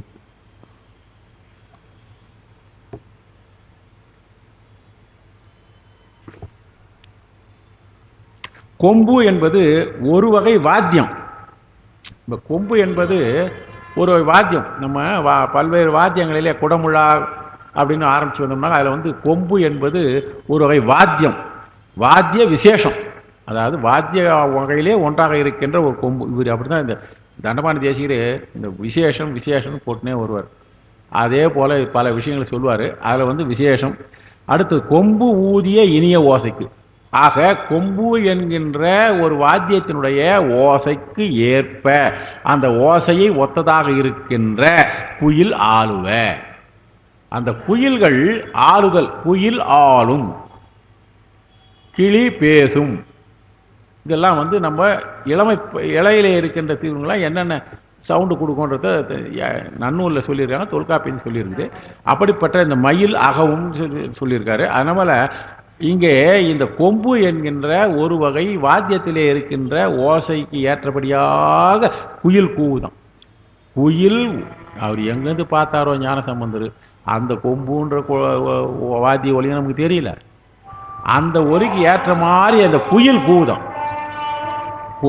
இனிய ஓசையை குயில் ஒலிக்கிறதாம். ஆக கொம்பு என்கின்ற வாத்தியத்தில் இருக்கின்ற ஓசைக்கு இணையாக குயில் ஒலித்து கொண்டு இருக்கிறது. நாம் அனுபவிச்சு தான் தெரியணும். நல்ல பெருமானை நினச்சிருந்தா என்னையாவது ஒரு நாள் மனசில் இப்படி தாண்டா இருக்குன்னு நம்ம காட்டுவார் பெருமான். அவ்வளோதான். அடுத்தது வெம்பு என்பது தான் வெப்பம் என்பது தான் மெலிந்து வந்தது. வெம்பு என்பது வெப்பம் என்கிறது மெலிந்து வந்துடுது. இப்போ அந்த தவம் செய்ய சொல்லுவார். தவமே நமக்கு சுலபமாக தவம் செய்து வழி கொடுத்துருக்காங்க. நான் முதலே தொடக்கத்திலேயே சொன்னேன், தவம் செய்யுதுன்னா ரொம்ப சங்கடமான விஷயம். அர்ஜுனன் தவம் செய்கிற போது என்ன தவம் செஞ்சான்றது பார்த்தீங்கன்னா பயந்துருவீங்க. அவனுக்கு செஞ்ச தவம் சூரபன்மாதிகள் தவம் செஞ்ச போது தலையை அறுத்து போடுறான். இவன் சாகக்கூடாதுன்னு பெருமான்கிட்ட வரம் வாங்கிக்கிறான். முளைச்சிடுது.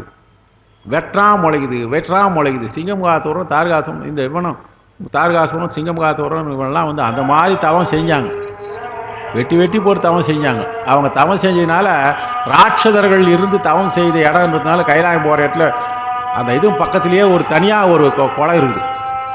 நான் நேரடியாக பார்த்ததுனால சொல்கிறேன். கைலாயம் போகிற போது மானசரோவர் பக்கத்தில் ராட்சஸ் தள்னு ஒன்று இருக்குது.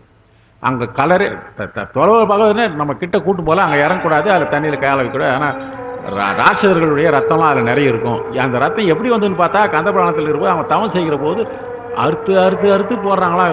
அப்படிலாம் தவம் செய்தாங்க. இப்போ நம்மளால் செய்ய முடியாத என்ன செய்யலான்னாக்கா சுலபமான தவம் செய்து இப்போ அர்ஜுனன் மட்டும் தவம் செஞ்சானது ஒரே ஒரு வழி சொல்லிடுறேன். ஒரு பாட்டு மட்டும் சொல்லிடுறேன். ஒரு தாளின் மிசை நின்று யோசனை பண்ணுங்க. ஒரு தாளின் மிசை நின்ற தாளின் ஊருவின் மேல் ஒரு தாளை ஊன்றி ஒரு காலில் நிற்கிறான். அந்த காலு மேலே இன்னொரு காலை தூக்கி ஒரு காலை வச்சுக்கிறான். தொடை மேலே ஒரு காலை வச்சுக்கிறான். யோகாவில் போய் 10 வருஷம் யோகா செஞ்சால் கூட இந்த பயிற்சி வராது. ஒரு தாளின் மிசை நின்ற தாளின் ஊருவின் மேல் ஒரு தாளை ஊன்றி அது வரைக்கும் சரி. ஒன்றும் கருதாமல் மனம் அடக்கி. Is it possible? திருமுறையை படிச்சா முடியும். திருமுறையிலே வரிக்கு வரியை தான் சொல்றது. மனசை அடக்கணும், மனசை ஒடுக்கணும்னாக்கா பெருமானை மனசில் நினச்சிக்கோ, அவர் கொடுப்பாருன்னு. அதுதான் நின்ற தாளை ஊருவின் ஒரு தாளை ஊன்றி ஒன்றும் கருதாமல் மனம் அடக்கி. சரி, இந்த காலுக்கு தான் இந்த வேலை கொடுத்து, கைக்கு நான் வேலை கொடுத்தான். விசும்பில் ஓடும் கதிரவனை கவர்வான் போல் கரங்கள் நீட்டி. கை எப்படி போகுது? என்ன யோகா சார்? தவ யோகா. கதிரவனை கவர்வான் போல் கரங்கள் நீட்டினான். வந்தா புஷிடணும். எப்படி கையை விரிச்சின்னு கவர்வான் போல். இதை விட பியூட்டி என்னன்னா மனசை அடக்கிட்டாரு. கதிரவனை கவர்வான் நீட்டாரு. இரு தாரை நெடும் தடங்கன் இமையாது. கண்களிலே இருந்து நீர் பெருக்கெடுத்து ஓடுகிறது. ஆனால் கண்கள் சூரியனை பார்த்து கையில நீட்டாரு. ஆனாலும் 2 கண்களும் அப்படியே பார்க்குறான். அது எப்படி பார்க்குறான்? சூரியன் இருக்குமே பார்க்கணும்னு நம்ம கொஸ்டின் வருவாங்க. சூரியனை பார்க்குற போது கண்ணு எப்படினா சூரியனை அந்த கண்ணு பார்க்குதான். இருதாரை நெடும் தடங்கன் இமையாது ஓர் 1000 கதிர் இமைப்போது எண்ண நோக்கியான். சூரிய ஒளி எப்படி பார்க்குறான் இந்த தவம் பண்ணுறவன் கண்ணு? 1000 கதிர்கள் இருந்தால் 1000 இதழ்களை உடைய தாமரை பார்த்தா எப்படி இருக்கும்? பார்க்கல, இல்லை, இல்பொருள் அது. 1000 இதழ்களுடைய தாமரை மலரை பார்த்தாக்கா நமக்கெல்லாம் கண் எவ்வாறு ஆன்னு விரிவடையுமோ அதே போல சூரியனை பார்க்குறான். அப்போ உடம்பு எவ்வளோ சொர்ண கட்டு போயிருக்குன்னு நினைக்குது. வேற ஒன்றும் இல்லை, புலன் ஒடுக்கம். இந்த மாதிரி செய்தான் தவம். இருதாரை நெடுந்தவன் எமையாது ஓர் 1000 கதிர் பார்க்குறவங்களாம் பார்க்குறாங்களாம். என்னடா நேத்தான் வந்தான் அவன், அப்படியே சுற்றி வந்தான், இப்போ தவத்தில் உட்காந்தான். 2 நாள் போனாக்கா 2 நாள் பார்த்த உடனே இன்றைக்கி பார்த்தா கண்ணு தரந்தமே இருக்குது, சூரியன் அழகாக பார்த்துக்கிறான், பிரிக்கவே இல்லை, அப்படி பேச்சு மூச்சு ஒன்றும் காணும். இசிட் எப்படிலாம் முடியுது? கண் மட்டும் நீர் தாரை தாரையாக வருகிறதான். பெருமானை மனசில் நினச்சிட்டான். அதுக்கப்புறம் நிறைய பாட்டு சொல்கிறாரு. பாம்பு குத்து கட்டி போச்சு, மரங்கள்லாம் முடிச்சு போச்சு, கல் போகிற அந்த மிருகங்கள்லாம் என்ன பண்ணா தேய்ச்சிட்டு போதான். இது கல்லுடாப்பா நல்லா இருக்குது, உராய்வு தரியான்னு இவ்வளோ செய்கிறேன். அது எதுக்கு சொல்ல வரேன்னா, இப்படிலாம் தவம் செய்ய முடியாது நமக்கு முன்ன யுகத்தில். ஆனால் ஞான சம்பந்தம் நமக்கு அருமையாக சொல்கிறாரு. திருவண்ணாமலையில் இருக்கிற பெருமானை மனதிலே நினையுங்க. நினைக்கிற போது முயற்சி பண்ணி பாருங்க. பெருமானே இந்த நிலைமை எப்போ எனக்கு கொடுக்கணும் கேட்டுக்கினே இருந்தால் தான் அவனை வணங்குவதற்கு கூட அவன் அருள் வேண்டும். அந்த அருளை நாம் வேண்டி பெறுவோம். அதான் இந்த மாதிரி தவம் என்று ஒரு 3-4 இடங்களில் வருது திருமுறையிலே, ஞானசம்பந்தருடைய பதிகங்களிலே ஒரு 4-5 இடத்துல தவம் சொல்கிறாரு. அந்த தவம் என்கின்ற சொல்கிற இடம் ரொம்ப முக்கியம். நான் எங்கள் அடியார்களோடு சொல்கிறவோ சொல்லுவேன், நம்மளாம் தவத்துக்கு ஒரு அழிவான வழி செஞ்சுட்டா, இந்த மாதிரி தவம் நம்மளால் செய்ய முடியாது. இது நீங்கள் இந்த பெருமானுடைய திருவடியை நினைத்து கொண்டு இந்த பதிகங்களாம் பாடிக்கிட்டே வந்தாங்க, அந்த நிலைமை கொடுத்துருப்பாரு. இதான் நம்ம வேண்ட முடியும் என்ற வகையிலே இந்த அருமையான ஒரு பதிகத்தை சொல்லியிருக்கிறேன். முடிஞ்ச வரைக்கும் நான் கம்போஸ் பண்ணி தான் சொல்லியிருக்கிறேன். அடுத்த வாரத்தில் எனக்கு 2-3 சொல்லியிருக்கிறாரு. அது அன்றைக்கி என்னெல்லாம் நடக்கும்ன்றதை உங்களுக்கு தெளிவாக வரும். ஏன்னா இன்னும் நானே கன்ஃபார்ம் பண்ணல. வீட்டில் போய் 2-3 என்னுடைய பொசிஷன் நான் பார்க்குறேன். பார்த்துட்ட பிறகு அடுத்த முறை சந்திப்போம். அடுத்த மாதத்தில் சந்திப்போம். முதல் வாரத்திலே சந்திப்பதற்கு பெருமான வாய்ப்பு அருள வேண்டும் என்று கேட்டுக்கொள்கிறேன். அடுத்தது வருகிற செவ்வாய்க்கிழமை 16ஆம் தேதி சுதந்திர தினத்துக்கு அடுத்த நாள் இதே இடத்திலே காலையிலே திருவேகம்பத்திலேயும் இங்கே வந்து பேசப் போகிறார். உங்களுக்கு எத்தனாவது திருமுறை? 3ஆம் திருமுறையாப்பா அவரு? அங்கே திருவாசகம், இங்கே ஆமாம், இங்கே 3ஆம் திருமுறை பேசுகிறார். வழக்கமாக அந்த 3ஆம் திருமுறை சோழிங்கர் ஐயா அவர்கள் வந்து பேச போகிறாரு.